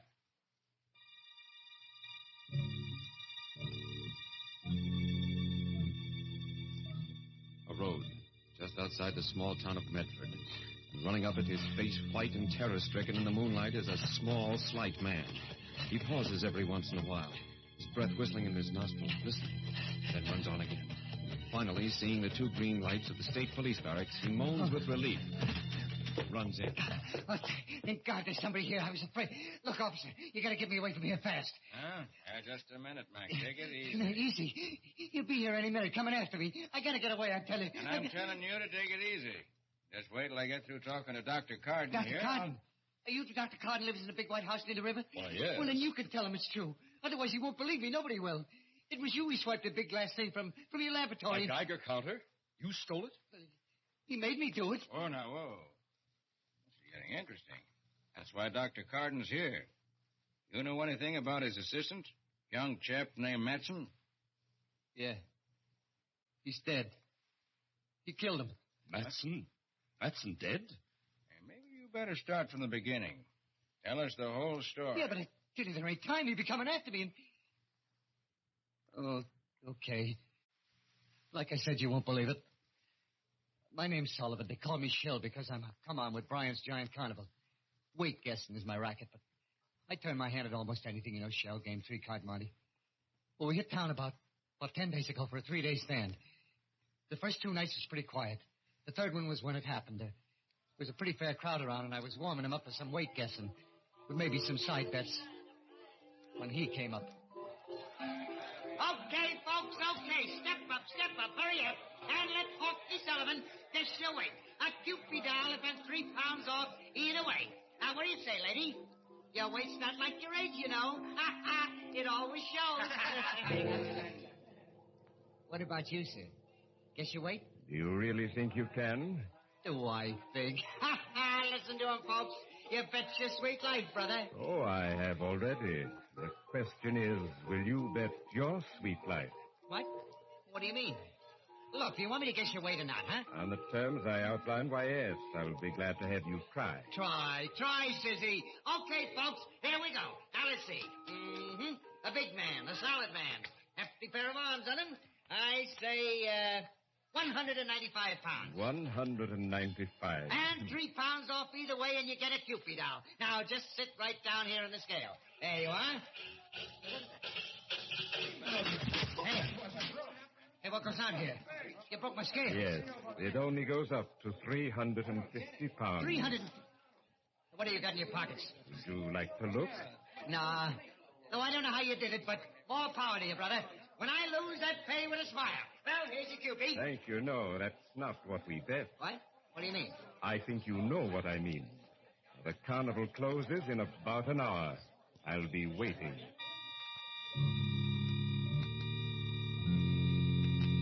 He went walking off, slow and heavy. The crowd stood around for a couple of minutes, gaping at the broken scale and talking. Then they all decided it was some kind of a gag and went on and forgot about it. For me, I couldn't forget about it. Somehow I didn't think it was a gag. There was something about him, the way he moved, the way he talked, it scared the pants off me. I hung around for a while, getting my stuff together, and then I looked up Rube Thomas. Rube's a big guy. Used to be a wrestler, and he was just closing up his Wheel of Fortune. Hi, Rube. How are they going? Not bad for a one-horse town. How's it you? Oh, not too bad. Well, some wise guy busted my scale. Huh? Busted your scale? Yeah. Well, Rube, that's why I come over.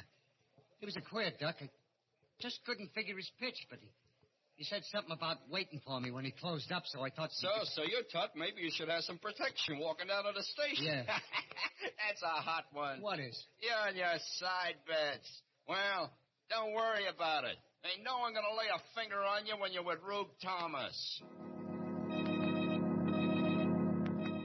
I helped Rube take down the wheel. But even then, we were about the last to leave the fairgrounds. We went out through the main gate. It was pretty dark, but I wasn't worried anymore. I'd never yet seen anybody Rube couldn't handle. Then I heard footsteps. Slow and heavy ones. And then... There you are. I've been waiting for you. Yeah? No kidding? This the guy? Yeah, uh-huh. Okay, Bub. What's the pitch? What's your racket? Racket? There's no racket. Your friend and I had a bet. I've come to collect. Yeah? Well, I'll tell you a funny thing about carnivals. When we pull up stakes and get ready to go, all bets is off. I'm afraid this one can't be called off. You see, I need him. You need him? Yes. You bet your life, remember? And you lost. You mean you... Oh, you're nuts. People who have thought so, but I'm not. Shall we go? No, I ain't gonna. Rube! Take it easy, Shell. I told you all bets was off, mister. Now you're gonna blow 'em, I'm gonna have to get rough with you. I wouldn't if I were you. No? Well, here's one just for luck. Oh, my hand. I warned you. Oh, you... I'll break your bloody neck. Oh, yeah. I'm sorry. I didn't want to hurt you. You won't believe this. Like you probably won't believe what happened afterwards. He didn't swing or anything. He just kind of dropped his fist on Rube's head. And he smashed in his skull like it hit him with a lead pipe. Good Lord, you killed him. Yes. Shall we go? No, I... Look at me. Into my eyes. That's right. Now remember this. You're mine. Mine to do it exactly as I wish. And you do exactly what I wish. Do you understand? Yes, sir, yes. Good. Then let's go. Something happened. Happened to me then and there. Something I ain't over yet. It wasn't just that I was scared, more scared than I've ever been in my life. It was something else. When I looked into his eyes, it was like they just plain didn't count. That no one or nothing did. Then I just had to do whatever he wanted, whatever he said. We got in his car and drove to your place, Doc, and we stopped in front of it, and he pointed at a kind of low building behind it. That is Dr. Carden's laboratory. He has something there I need. A Geiger counter. You're going in and get it for me. You mean swipe it? Yes. It would take too much time to make one of my own, and as I said, I need it. Now, it's a long glass tube, about this size, with filaments inside it. Yeah, but suppose somebody sees me. Suppose somebody comes... Carden's away in Washington with that childish atomic energy commission of theirs. There's only Matz and his assistant, and he must be sleeping. If he should try and stop you, well, you'll have to take care of him, but remember, I want that Geiger counter. Like I said, it was like I was numb. Didn't have a mind of my own. I did it. Found an open window. Went in and got what he wanted. Brought it out to him. He didn't say a word. He just put it in the back of the car and we drove away. It was about 11:45 when we got to his place. Big rambling house at the foot of a mountain. He took me around the back to a kind of iron door and... Well, it was like out of Buck Rogers, the 25th century. Big glass tubes, dynamos, wires. He must have noticed me staring because he said... Go ahead, look around. There's equipment here that doesn't exist anyplace else in the world. Yeah, but what's it all for? And if I told you, you'd be even more frightened than you are now. By the way, what's your name? Sullivan. Joe Sullivan. I'm Dr. Vance. Dr. Brian Vance. Doctor? Of nuclear physics. Without doubt, the greatest scientist in the world today.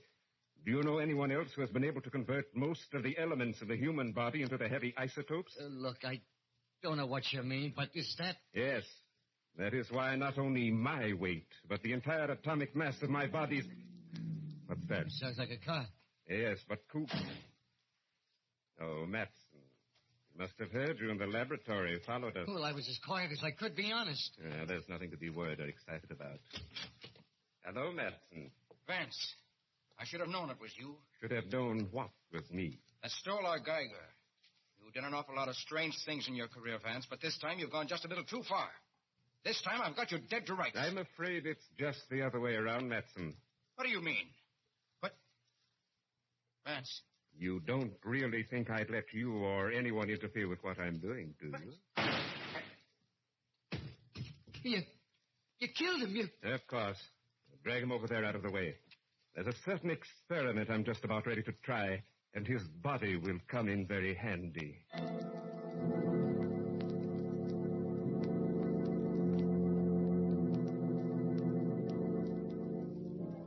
With Shel Sullivan staring at him in abject horror, Dr. Vance turns away from the body on the floor, lumbers over to one of his instruments, and begins examining it. And far away, the town's church steeple, the clock strikes 12 for... Murder at midnight.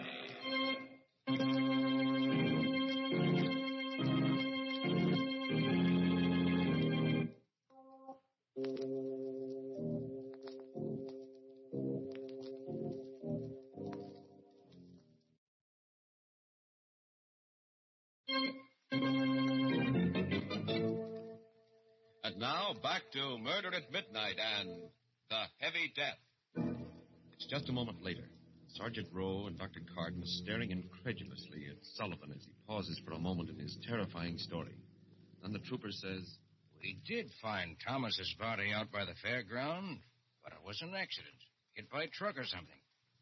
You mean this Vance killed Matson just like that? Shot him without turning a hair. Sure sounds to me like... Dr. Carden, what do you think? I don't know, Sergeant. I do know Vance. I knew that he had a laboratory somewhere near here, and... Well, it's true that he probably knows as much about nuclear physics as anyone in the world.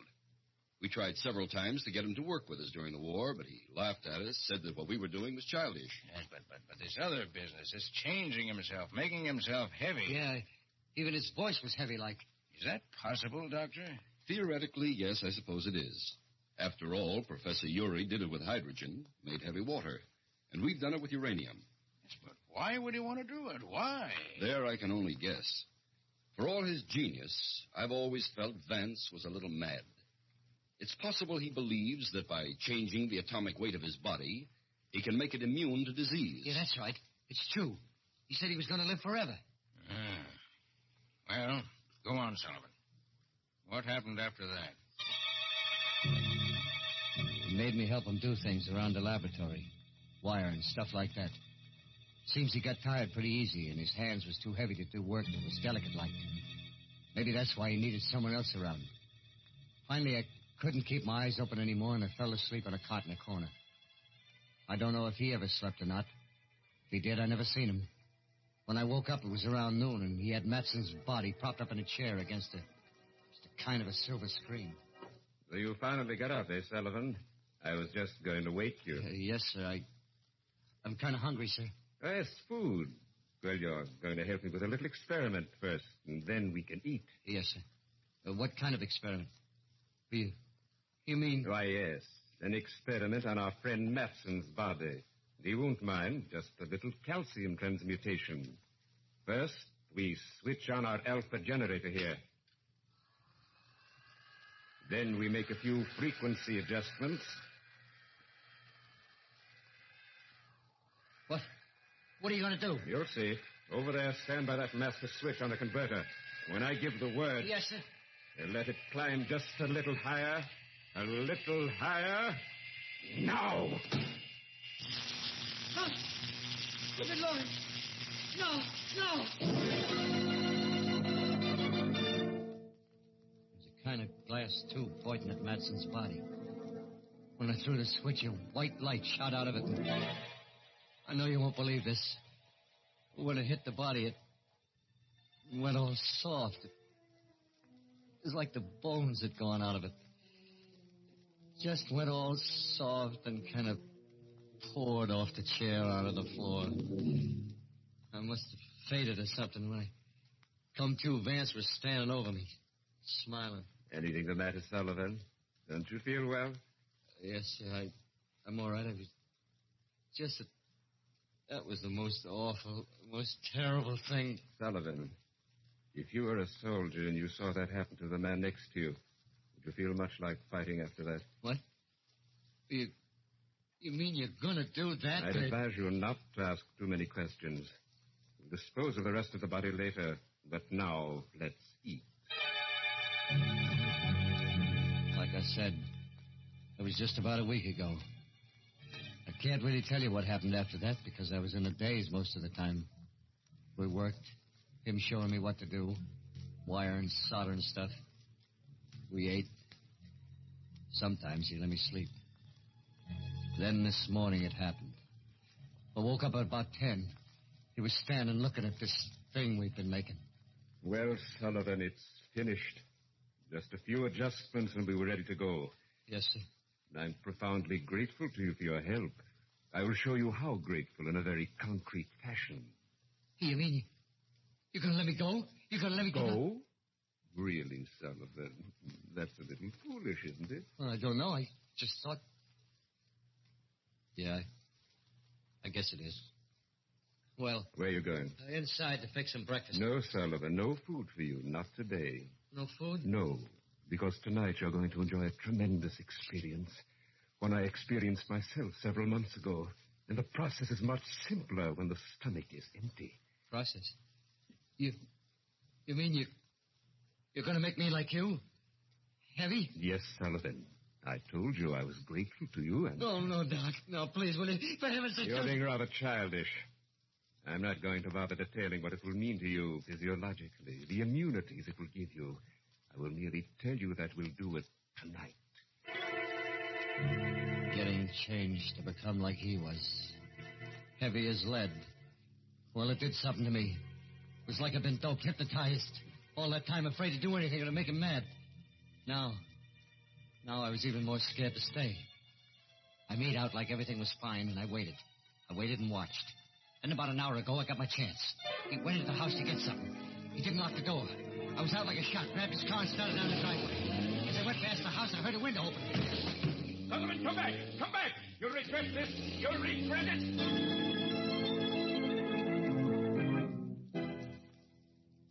That's the story. I was so jittery, I went to a ditch just outside of town and had to run the rest of the way. I don't care whether you believe me or not, whether you think I'm nuts, what you do to me. I just want one thing. Get me away from here. Get me far away fast. Because he's going to be coming after me, I know it. Well, I'm not saying what I think. Not yet. What about you, Dr. Carden? I wouldn't like to say either. Knowing Vance, I believe he's capable of everything Sullivan told us. And theoretically, everything he described is possible. I told you, I don't care whether you believe me or not. Just get me away from here. I can't for an hour or so. Have to call Bridgeton, have them send down some men. Then we can really go into this. In the meantime, I'll put you in one of the detention cells. You'll be okay there. Are they strong? Really strong? Plenty strong enough to keep you in and anyone else out. Come on.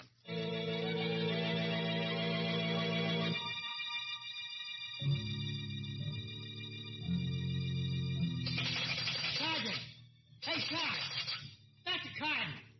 Ain't it about time? Ain't it? Hey, can't you hear me? Sergeant!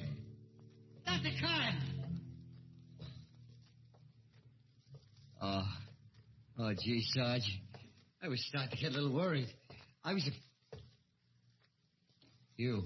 Yes, Sullivan. You didn't really think you were going to get away, did you? Oh. What are you going to do? You can't do anything. The cell door is locked. Is it? Let's see. Yeah, you see? You can't break it down. You can't. It's steel. Yes, Sullivan. But steel can be smashed if it has to be. No. I told you you'd regret running away, didn't I? No. Look, I'll come back. I'll do anything you want. I'm afraid it's too late, Sullivan. No. Too late for anything but this. Dr. Carden. Did you hear it, too? I'm not sure. But it did sound like... This way, quick. Good Lord. Look at that cell door. Oh, and Sullivan. His skull. Smashed like an eggshell. Well, Sergeant? I guess I must be nuts, too. Look, Doc. He must have just left here. If we wait for the men from Bridgeton, give him time enough to get back to his place or those blasted ray things of his, there's no telling what he'll do, how many lives he'll cost. But if we leave right now, the two of us, maybe we can get there before him, cut him off. What do you say? You game? I'm game, Sergeant. Let's go.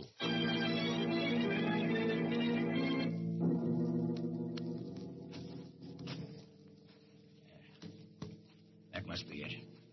Right ahead. Laboratory's probably around and back. Well, Sergeant, the lights are on. Yeah. Maybe he left them on when he came into town and got Sullivan. Well, mate? No. No, listen. He's back. We're too late. What in heaven's name is that?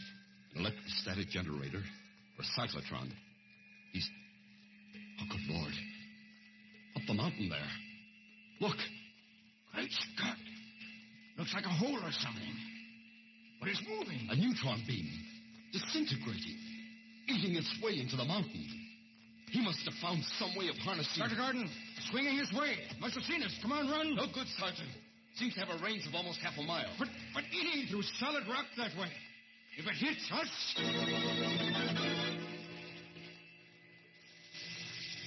You came to see just what Vance was doing, eh, Carden? Well, take a good look. The last one you'll ever take at anything. Well, you shall be the first to... Did you think that you were going to get away with it, Vance? Who's that? Take a look at the Geiger. Gentlemen, too much. Gotta cut that down. And what'll happen when you release the load? But I've got to cut it down. Besides, you're Sullivan. Yeah. That's because I'm dead that you joined me. You can't do it alone.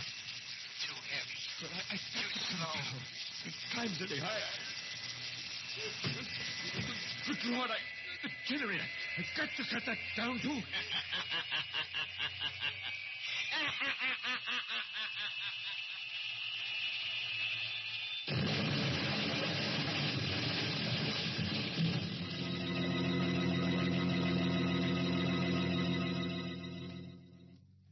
Dr. Carden. Dr. Carden, where are you? Over here, Sergeant. You all right? A little shaken up, but yes, I'm all right. The laboratory. A whole house. Look. Yes. What happened? Something got out of control. Too much centrifugal force. The load released too suddenly, and the whole thing exploded. Now there are things that we'll never know. Except something we knew already. That science can either be man's servant or his master and his doom.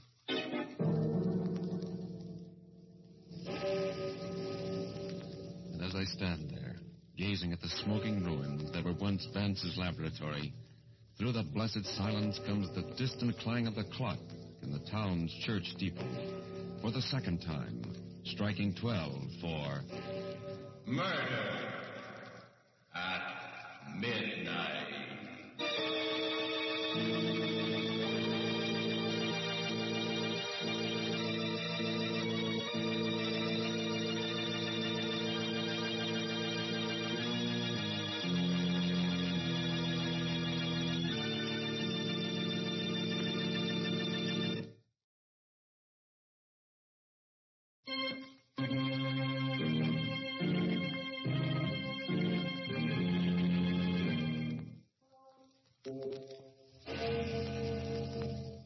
Remember to be with us again when death hovers like a dark cloud and the clocks strike 12 for Murder at midnight.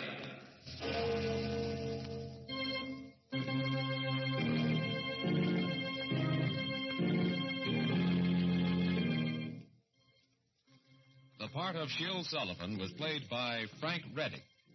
With music by Charles Paul, Murder at Midnight was directed by Anton M. Leader.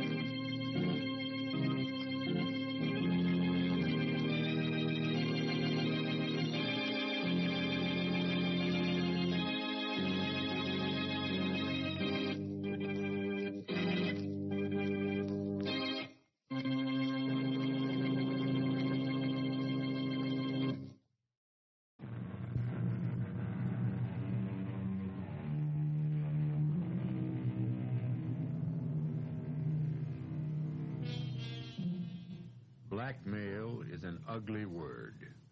And when one of the blackmailer's victims sincerely insists that he's an angel, while another swears he's a devil, and still others are convinced he's a ghost, the problem of dealing with him becomes Herculean.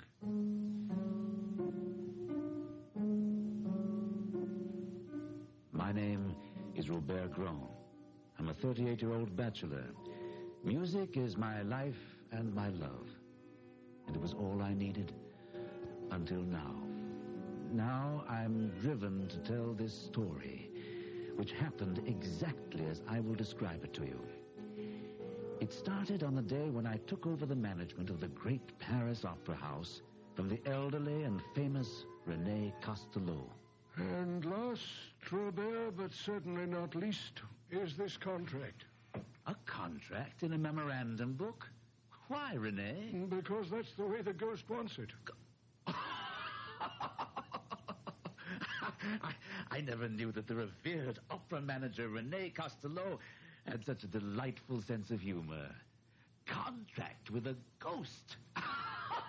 Surely you're not serious. The opera ghost professes to be primarily concerned that the management give to every performance the splendor that belongs on what he calls the premier lyric stage of France. And, of course, this ghost will be the sole judge of the artistic splendor of a performance? Of course. However, there are two other conditions on which he places equal importance. Any attempt to perform an opera will meet with disaster if my allowance of 20,000 francs a month is more than 10 days late. Well, let me see. That monthly figure would amount to 240,000 francs a year. And this joker has further conditions? Oh, yes. If you'll allow me. Box 5 on the grand tier shall be placed at my disposal for every performance. Oh, surely you don't mean to tell me that you took these ridiculous demands seriously? I observed them scrupulously. You never defied him or threatened to have him arrested? How does one arrest a ghost? Well, when he comes to take his seat in Box 5. He never occupied Box 5. And you still kept it vacant? Certainly. Well, you won't find me wasting a box that way. I intend to sell it. Well, that's your privilege as the new manager. But if you'll take my advice, you'll never sell Box 5. I didn't know whether to laugh at Costello's foolishness or to cry because such a brilliant impresario had obviously fallen victim to some hoax. However, more immediate problems were demanding my attention. My soprano sent word that she was too ill to appear that evening in the role of Marguerite in Faust. I replaced her with a young girl named Christine Donat, who, to mine and everyone else's amazement, gave a performance which brought down the house.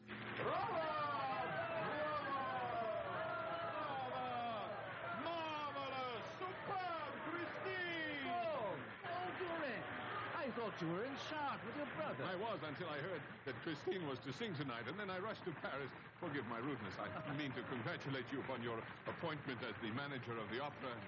Now I must congratulate you on choosing Christine. I never heard her sing like this before. So have I. What a triumph! Look at her. She seems quite overcome. Overcome? Nothing. She's ill. She's fainted. I led Paul Duren quickly backstage to Christine Donat's dressing room. A crowd had gathered outside her door. I made my way through with Paul by my side. I opened the door and saw that the house physician was by her side.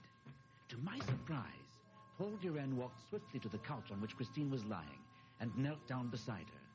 She turned her head, opened her eyes, and said, Monsieur, who are you? Mademoiselle, when we were little children playing together at Perrault, I was the little boy who went into the sea to rescue your scarf. Well, how amusing, Monsieur. Mademoiselle, since it pleases you not to recognize me, I should like to say something to you in private. Something very important. When I'm better, please. And now I should very much like to be alone. I want all of you to go away. Please. I wasn't aware that you knew Christine. Oh, I've known her for a long time, Robert. Ever since we were children. But we are no longer children, my friend. So why should we hang about outside her dressing room door like a pair of... And I know her well enough to understand that she asked to be alone because she wanted the chance to talk to me privately. I didn't get that impression. But if you're convinced... Look, I'll prove it to you. Come on, let's go back and knock at her door, and you'll see. I don't know what you want of me. She seems to have someone in there with her. But that's impossible. We saw everyone leave when we did. Christine, you must love me. I do. You know I sing only for you. Nevertheless, someone must have stayed behind. Maybe we can learn something. I do not listen at doors. I'm going in. No. Wait. For my sake. Are you very tired? Tonight I gave you my soul, and I am exhausted. Your soul is beautiful, child, and I thank you. The angels wept tonight. I must go home. Of course. They're sure to catch us eavesdropping. No. Come here. Quickly. They'll never see us in this corner.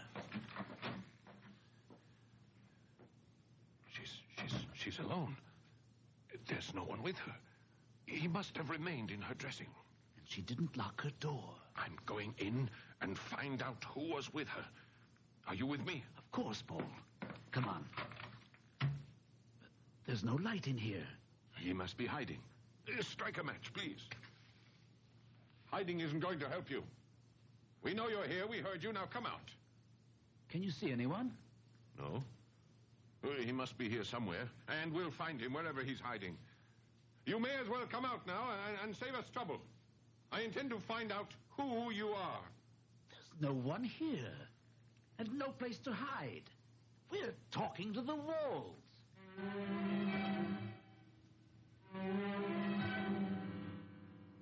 Robert, you know my family goes back to the days of Napoleon, And I'm sure you feel I lied to you when I said I knew Christine Donat. Certainly you had every right. What's this about Donat? Well, this letter will prove to you that I wasn't lying. You see, she says right here, I have not forgotten the little boy who went into the sea to rescue my scarf. Then you know where she is. Of course. She is in Peru, and she is inviting me there, too, because it is the anniversary of her father's death. Her father and I were friends.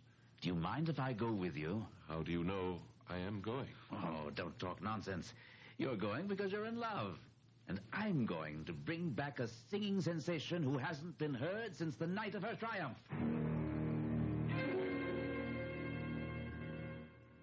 So you came after all. I was thinking while I was at Mass, will he come and will he remember the inn of the setting sun? You knew I would come, and you knew I would remember, Christine. Oh, I also brought Monsieur Grand. Well, how nice, but why did you... I am here to ask you to return to the opera, mademoiselle, and to ask you to sing other roles. Well, you will have to excuse me, Monsieur Grand, but I cannot talk of singing other roles now. But I have come all this way, mademoiselle, just to... I did not ask you to come. Or you either, Paul. You asked me to come, Christine. You knew your letter would bring me here to Perrault as surely as the sun shines. That may have been a mistake on my part. There was no point in my remaining, as it was obvious that there was a lover's quarrel brewing. So I told Paul he could find me in my room. What you hear now is what Paul told me happened after I left them in the sitting room. Why do you say mistake, Christine? I don't know. When I wrote the letter, I was thinking of my childhood and my father and the games we played as children. I think I wrote to you as the little girl I was then and not the woman I am now. When I came to you in your dressing room the other night, was that the first time you noticed me? No. I'd seen you in your box. I knew you were in the audience. Oh, good. Then why, when you saw me in the dressing room and I reminded you about the scarf, why did you pretend not to know me and laugh at me? Oh, all right. I know it was because there was someone in your dressing room, Christine. What are you talking about? The man to whom you said, I sing only for you tonight. I give you my soul and I am exhausted. You were listening at the door. That's the most... I listened, Christine, because I love you. Yes, I heard everything. All right, Paul. Tell me what else you heard. I heard him reply that your soul is beautiful, child, and I thank you. The angels wept tonight. Oh, Paul, you should not have heard that. You shouldn't.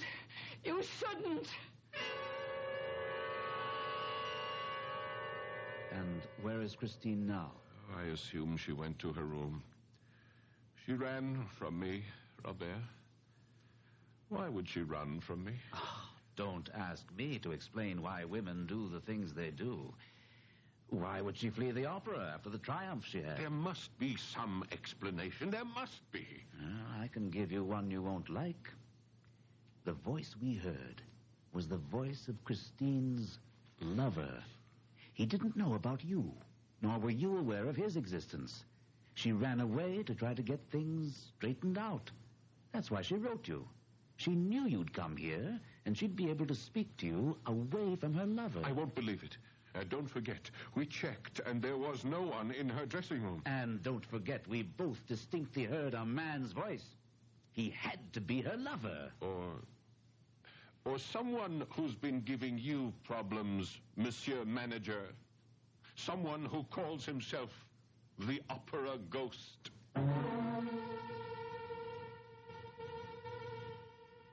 At this point, I think I can say that I've become an authority on ghosts and their habits. Now, I've heard of ghosts who clank, ghosts who moan, ghosts who scream, wail, and even gnash their teeth. But this is the first time I've encountered a lovesick ghost who's also an opera lover. I'll be back shortly with Act 2.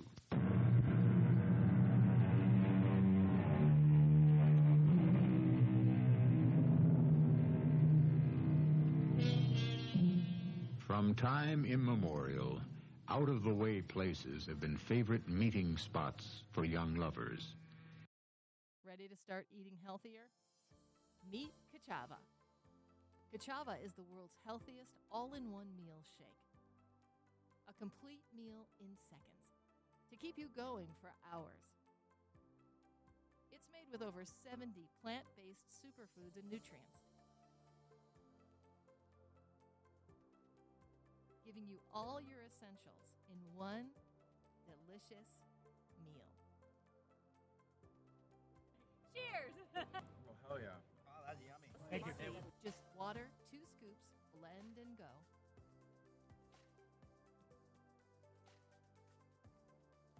Putting you in control of your nutrition to improve your well-being, to fuel your body and mind. Only the highest quality plant-based ingredients. Made for health-conscious people on the go. It's a simple change in your daily routine to kickstart a healthier way of life. It's amazing what you can do when you eat healthy and feel your best. Join thousands of happy customers using Kachava to achieve their health goals.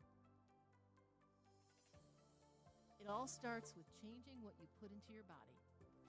Click the link and start today.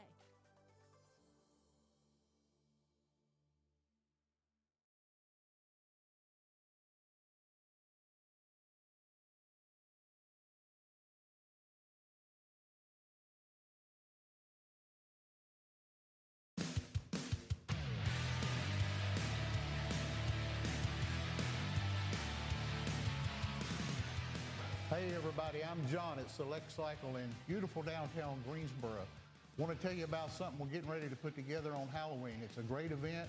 With me today is Randy Austin, and he can tell you a little bit more about the event they've been doing for the last 12 years, and we're just happy to have them. Thanks, John. Yeah, we're having Saddlebag Sweets, which, like John said, is the 12th anniversary. This year, we're coming downtown Greensboro. We're going to have a lot of events going on. We're going to have cars coming by where you can get candy out of the passenger side of the vehicle, or you can bring the kids. They can dress up, they can get out of the car and come down and participate in games, get candy, do s'mores. We'll even have some games lined up on the sidewalk, so it should be a fun day. So Randy, do they have to ride a motorcycle down here? They don't have to ride a motorcycle, but we are asking the bike community to help us with lining the streets with a lot of motorcycles. So anybody riding, come on out. We'll show you how we can help. But really, this is a great event for Halloween. It's a safe event. Bring the kids all ages. It's a very friendly event for them. We're looking at lots of sideline things like face painting, some music, s'mores, fire pits. Really enjoyable. And as you know, this downtown area is very vibrant. There will be all kinds of things associated with this going on near us. So I think, Randy, the best thing is maybe show them how we're going to do this outside and get an idea of where it's going to be. Okay, well, let's go.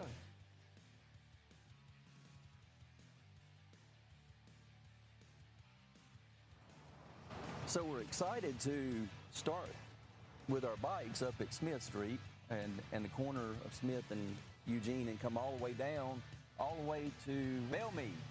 You can drive through again, or you can stop and get out at one of the area parking areas, and there'll be plenty of signage to tell you where to park, and just look for the action. So Randy, if they want more information or they want questions answered, where do they need to go for that information? Go to fullthrottlebikerchurch.com. Fullthrottlebikerchurch.com is where you'll find all our information, the flyer, and all the details. We're going to be right in the middle of downtown, and if you can't see behind us, there's a lot of construction. Don't be afraid of that. This event's going regardless. The city has given us some graces, and they're going to really help us with this event. We will continue this event regardless of anything. There'll be plenty of way to access. We want to fill these entire 2 blocks up. We want to go as far as you can see, the other side of the office building, with nothing but bikes backed in, and lots of kids, lots of families, lots of friends. And don't forget, we're surrounded by breweries and restaurants and things around here. If you want to go out with your family afterward and have a dinner or something, there's plenty of places. Right next door, we got the Acropolis, one of the best restaurants, oldest restaurants in the city. Calling all bikers, need you to help us out.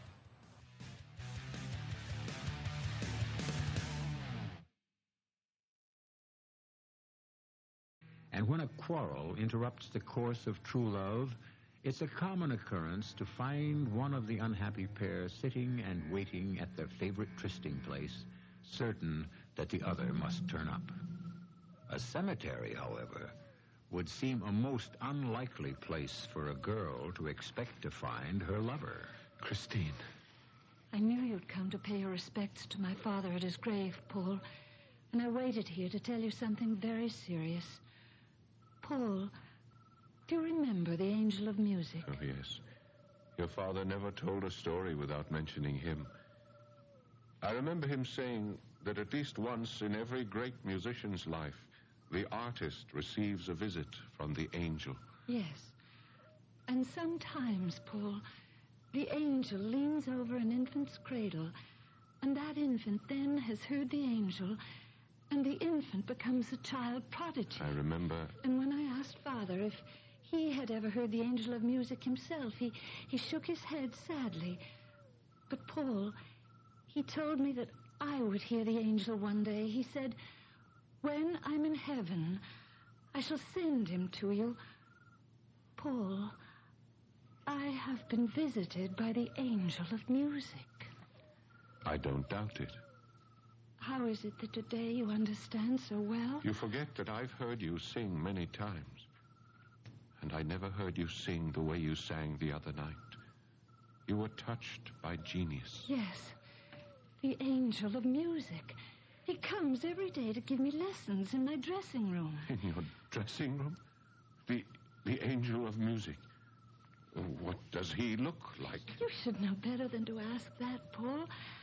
I've never seen him. I only hear his voice.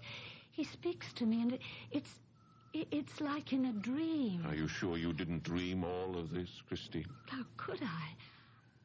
I'm not the only one who heard the voice of the angel. Someone else has heard this voice? You, Paul. It was his voice you heard when you listened outside my dressing room door. Oh, Christine. You needn't have gone to such an elaborate lie to try to deceive me about the voice I heard. You think I lied? After all, I know what I heard. I'm beginning to understand. You think that was a real man's voice. Well, if you had opened the door, you would have seen that there was no one in my dressing room. After you left, I did open the door, and there was no one there. And you still don't believe? I do not. Oh, how could I have ever loved you? Go away. I never want to see you again.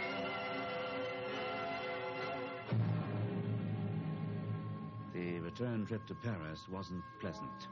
Paul Duren wanted so desperately to believe that his darling Christine was the victim of some cruel hoax, while I was convinced that Christine was an artful minx who was trying to keep two men on a string.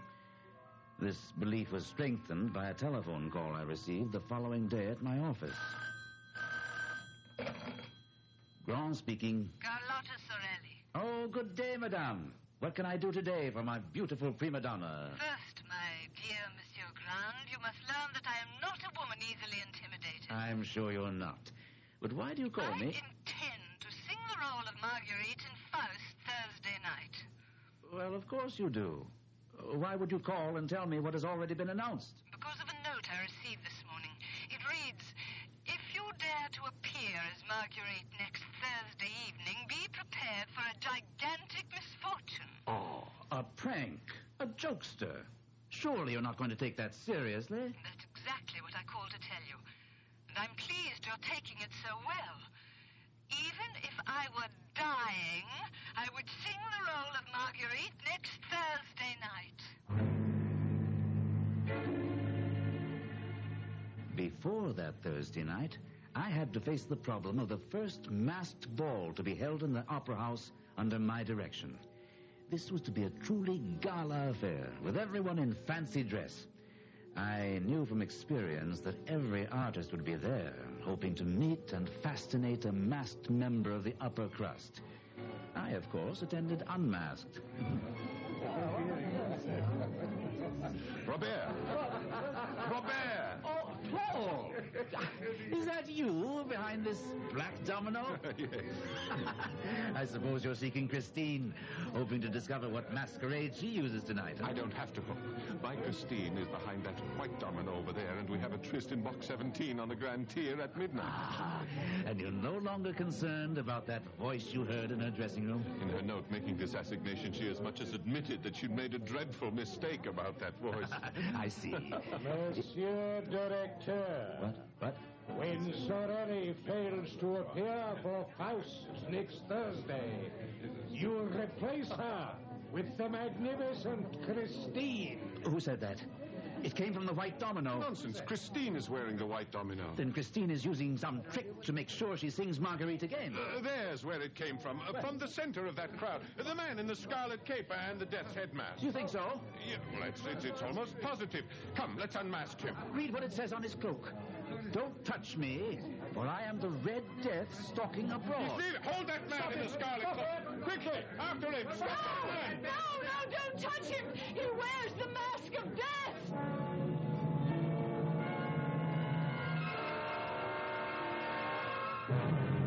Who was that man? Why did you tell everyone not to touch him? Please, Paul. Please keep your voice down. You shouldn't have come here. All right, but you were the one who asked me to meet you here in this box on the Grand Tier, remember? I know, but that was before you started to chase the Red Death mask. And why did you stop us? What is that masquerader to you? Maybe nothing, maybe everything. Oh, Paul, you were right. The voice I hear is not an angel, but a human voice. Belonging to... I don't know.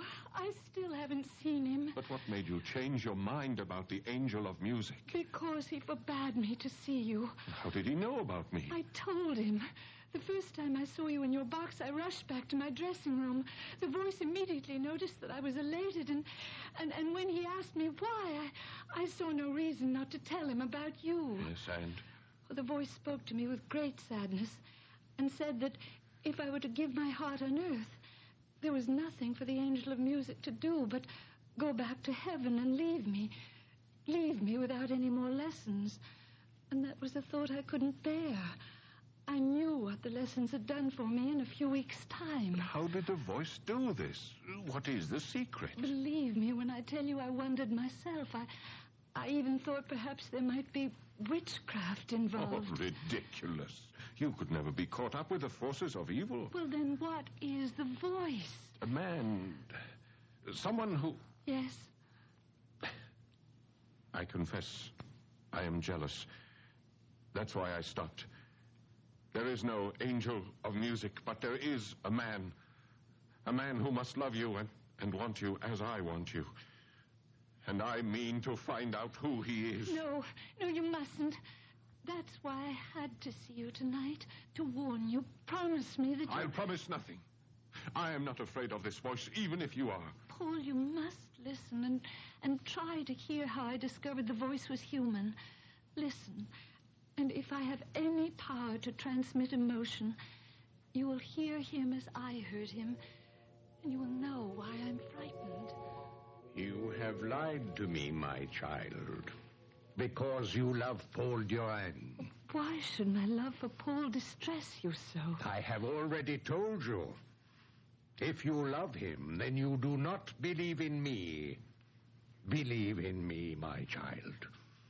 Whoso believes in me shall live and sing. Whoso believeth in me shall also reach the heights. But I shall bring down those who oppose me, all of them. And don't think Eric cannot do that. Eric? That's your name, then. You're not... Your angel of music? Most certainly, my child. I have proven that to you. I am your angel, Christine. But I warn you that I have an evil side, and I have power. How is it that Sorelli fell ill the other night? How does it happen that all the directors of the opera have taken orders from me? Who are you? And why did you choose me as a pupil? Because of your purity, child, and your beauty, your gracious beauty. Where are you? Here. This is a childish game you're playing. Let me see. Never. The day you see my face will be doomsday for you, me, and everyone connected with the opera. And let me repeat my warning. If you want Paul Durand to live, you'll be very careful about seeing him. Who are you to give me orders? I rule here. The opera house is my kingdom. Kingdom. And all of you are my subjects. Paul, dearest, did I succeed at all in recreating the power of that voice and the terror he inspired in me? Whoever or whatever he is, he must be completely mad. Perhaps. But nevertheless, he does have power. What does it matter? You've told me that you love me, and now all you have to do is leave the opera, marry me, and we'll go away together. I cannot. I dare not.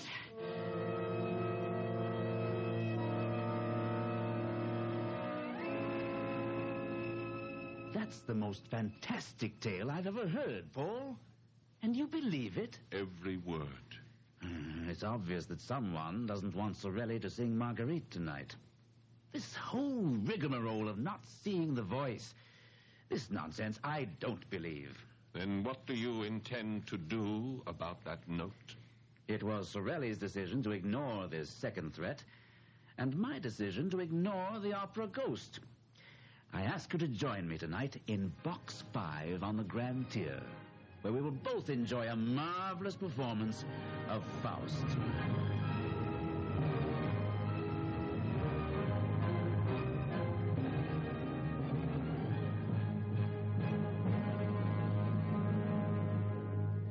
The first act of Faust went very well, and as the curtain fell for the intermission, I allowed myself to relax in Box 5, where I was sitting with Paul. Well, Paul, what do you say now? Do you still think we could have used the police? The police would have been useless, Monsieur Grand. Did you say that, Paul? I didn't say a word. But you heard it. Tell me you heard it. Yes, I did hear it. Where is that voice coming from? Not from this box. We're alone in it. You are not alone. This is Box 5, my box. Show yourself, whoever you are. I must leave now because the house lights are dimming for the second act.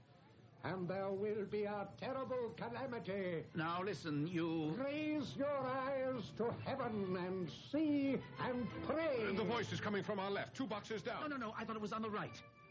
The lights are dimming. The chandelier. Look, Robert, what's swaying? It's going to fall right into the orchestra. Oh, no. Look out!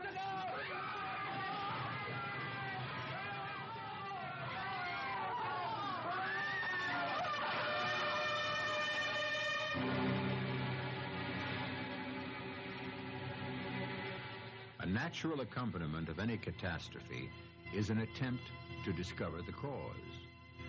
And so it was with the collapse of the chandelier in the Paris Opera House. The newspapers speculated wildly as to the possible cause of the fall. But strangely, there was not one word printed about the opera Ghost. I'll be back with Act 3 shortly. No opera manager ever faced the problems that beset Robert Grand, newly appointed director of the Paris Opera House. How does one deal with something that no one has ever seen, but whose voice has been heard and whose presence has been accepted as a fact by opera workers and by your predecessor? A thing that called itself the Opera Ghost, and who took credit for the catastrophic fall of the great chandelier which took the lives of 3 people and injured many more. Robert Grand made his decision. If I can have your attention, ladies and gentlemen, please, I will explain the reason I summoned you to my office. I have decided to make my peace with the Opera Ghost. This envelope on my desk will be placed in Box 5 on the Grand Tier at tonight's performance. It contains the 20,000 francs which the ghost, or whatever he is, demands monthly. But I intend to reassign your locations so that Box 5 will not be unwatched by less than 3 pairs of eyes for 1 single second. And I insist on an immediate report to me when and if you see anyone entering or leaving Box 5. Robert Grand. Where have you been, Robert? I've called you home, your club, even the Café de l'Opéra, and I could not reach you. Is it something important? Your ghost bleeds, Robert. Your opera ghost bleeds. Real blood. Are you drunk or just raving? And if he bleeds, as I know he does, then he's no ghost at all, but real flesh and blood. Isn't that so, Robert? What are you talking about? What makes you so certain that he bleeds? Because I've shot him, yes. Come to my apartment. I'll show you the blood stain.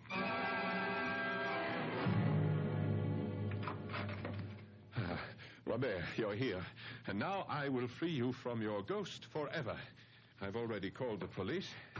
Here, come, let me show you the balcony. I don't want to see anything until you calm down and explain what happened. His eyes. You have to see those eyes to understand, Robert. You have to see them. Are you trying to tell me the ghost was here? Exactly. And I know how to get him here. I played on his weakness, Robert. His human weakness. His love for Christine. I told you that, but you wouldn't listen. I can't make head or tail out of what you're trying to tell me. Now, I'm willing to listen, but only if you calm down. All right. All right, Robert. Everything I suspected is true. Now, I'll try to give you an exact picture of what happened. It started when I saw Christine yesterday. Where? At her mother's. She didn't go to the opera. I went to tell her mother that I wanted to marry her and take her away. What did Christine think about this? Yes, she was frightened, terrified by this man posing as a ghost. Well, I left after telling her I would expose him. And I came home here, and it was very late, and prepared to go to bed. Come, let me show you. Let me show you my bedroom. Oh, I'll admit that my mind was filled with wild thoughts that night. Well, I turned out the light, and as I climbed into bed, suddenly, at the foot of my bed, I saw 2 eyes, red and glowing like coals, just the eyes. I switched on the light, leapt out of bed. The room was empty, but I saw a shadow on the balcony. I ran to the bureau, opened the drawer, and took out this revolver. And I fired twice. You see? Look, here. There are 2 empty chambers in my gun. Huh? Now, come to the balcony, and I'll show you the blood. Where the door's open? Yes, of course. Here. Now, look. Is that blood?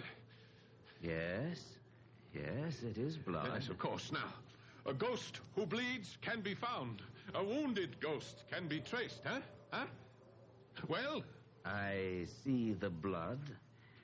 I also see a cat. No, there was no cat. Not on the balcony, but limping along the roof, trying to find a gutter to climb down. Oh, my dear Paul, I don't know about the eyes you think you saw glaring at you, but I'm afraid you've shot a cat.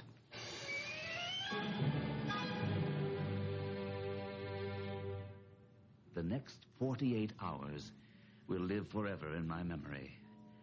I expected that the envelope containing the 20,000 francs which I had left in the well-guarded Box 5 would somehow disappear. It did. But as I also feared, all 3 persons assigned to watch the box swore no one had entered or left the box. Far more disturbing was an unannounced visit from a dangerously quiet Paul Duren on the following day. Robert, I need your help. Of course, Paul, I'll do anything in my power.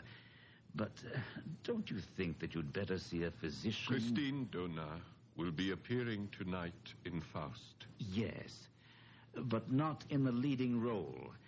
I've decided... That's not important. I think you should know, Robert, that she's agreed to go away with me. My carriage and coachman will be at the stage door promptly at 11.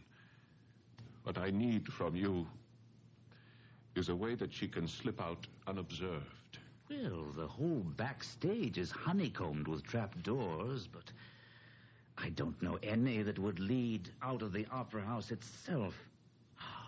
Perhaps René Castelot might. He was the manager for 17 years before he retired. I'd appreciate it if you check with him. And also one other favor. I don't want to be seen myself. I wonder if you'd be kind enough to let me use your office tonight while the performance is in progress? Certainly. But isn't this flight a sudden decision? It's the only way. I've spoken with Christine, and she agrees that our only hope lies in getting out of Paris, even out of France. That may be wisest. But why leave from here? Christine absolutely refuses to give up tonight's performance.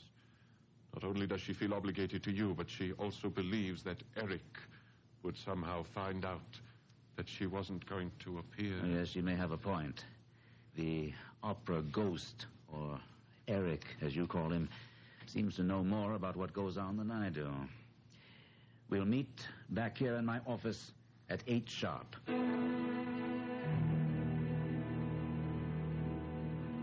May I thank you, Monsieur Castelot, for taking the trouble to come here to tell me about the special exit. It hasn't been used in years, but I think the door still works. What time is it? Oh, relax. It's only 9:40. Plenty of time. She's disappeared. What? What's happened? I'd better get out and see what's happening. I'll be right back. Something. My God, there must have been another accident. From my experience, it sounds like something's happened on stage. Paul! I have terrible news, Paul. Christine has disappeared. Oh, no, that's impossible. That was the reason for the commotion. In the middle of a scene, she seemed to be lifted straight up into the air and then disappeared as the lights went out.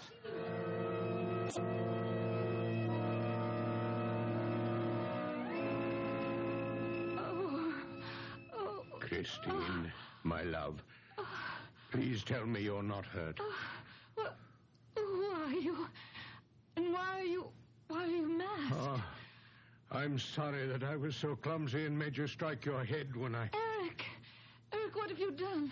Only what you made me do, Christine.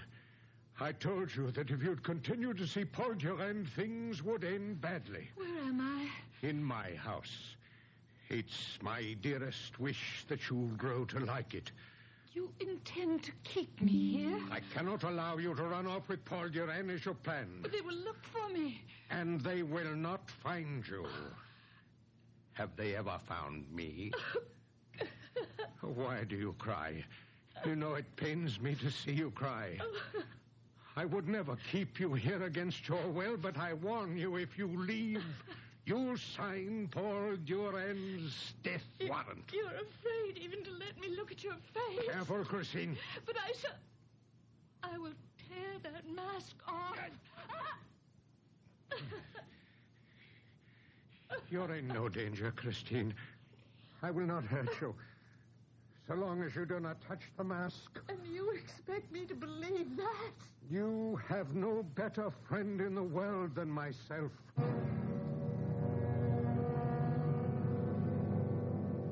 It took all the strength that both I and Rene Castelot possessed to hold Paul Durand in his chair in my office after he learned of Christine's disappearance. This would never have happened if I hadn't asked her to come away with me. I'm convinced she's still in the Opera House.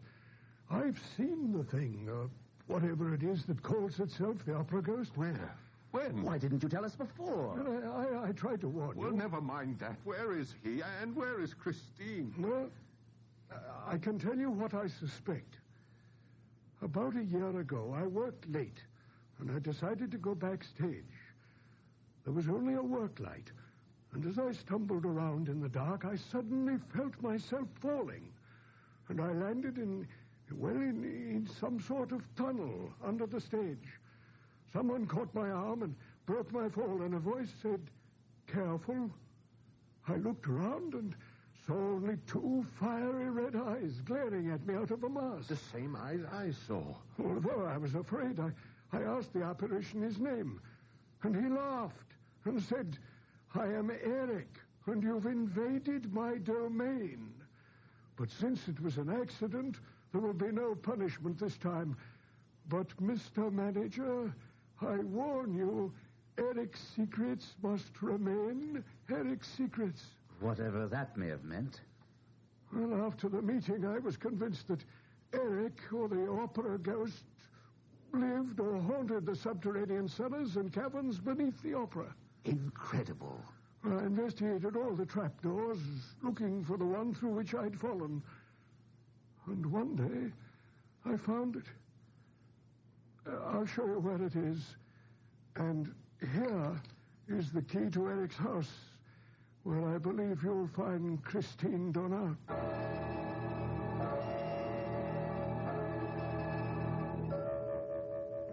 Wait. I see something.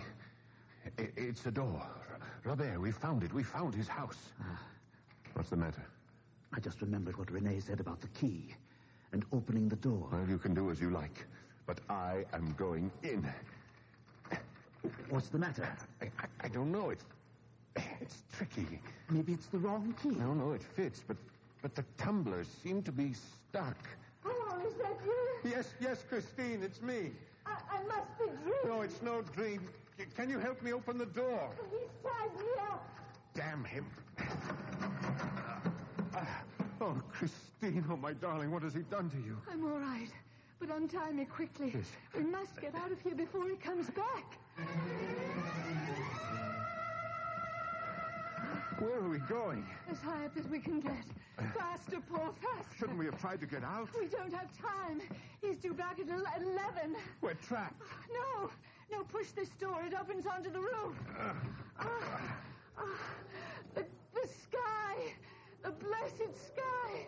And the stars. It is only up there on the stars that you can escape me. Eric! Show your face, you coward.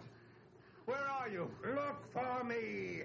Behind all the smokestacks, but you won't find me. You're a coward. You're a liar. You think so? Then I show myself. Here I am. At last. Here. I raise my mask a little. Only a little, but you can see my lips. Such lips as I have. And let you hear my voice. You're a coward. Show your full face. My face. You shall see my face. And then you shall die. No, Eric, I beg you. My face that even the mother who bore me wouldn't bear to look at. Here. Now, look at my face. Good Lord in heaven. You wanted to see it. You wanted to see a face without a nose, with dead eyes, and the lips of a corpse. Now, look. As I come closer, the horror that is my face will drive you over the edge. Oh, my poor Eric. Christine, you're crying, you're weeping. And for me, a woman, a beautiful woman, weeps for me. If it were tears you wanted, you could have showed your face, and the world would have wept for you. I set you free, and in freeing you, I free myself. Here, I leave you my mask. Eric, don't shout! I love you, Christine, as no other man could ever have loved you.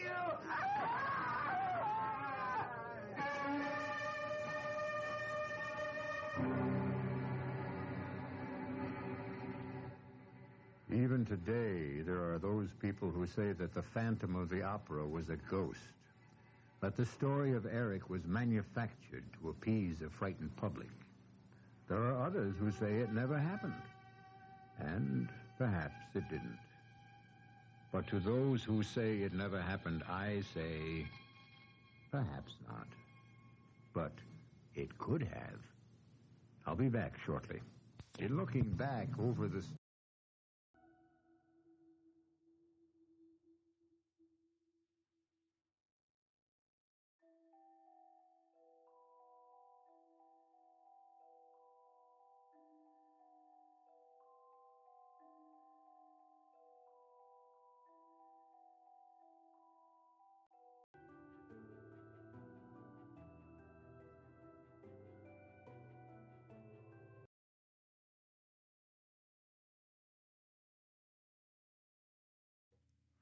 From Mothman Podcast, good night.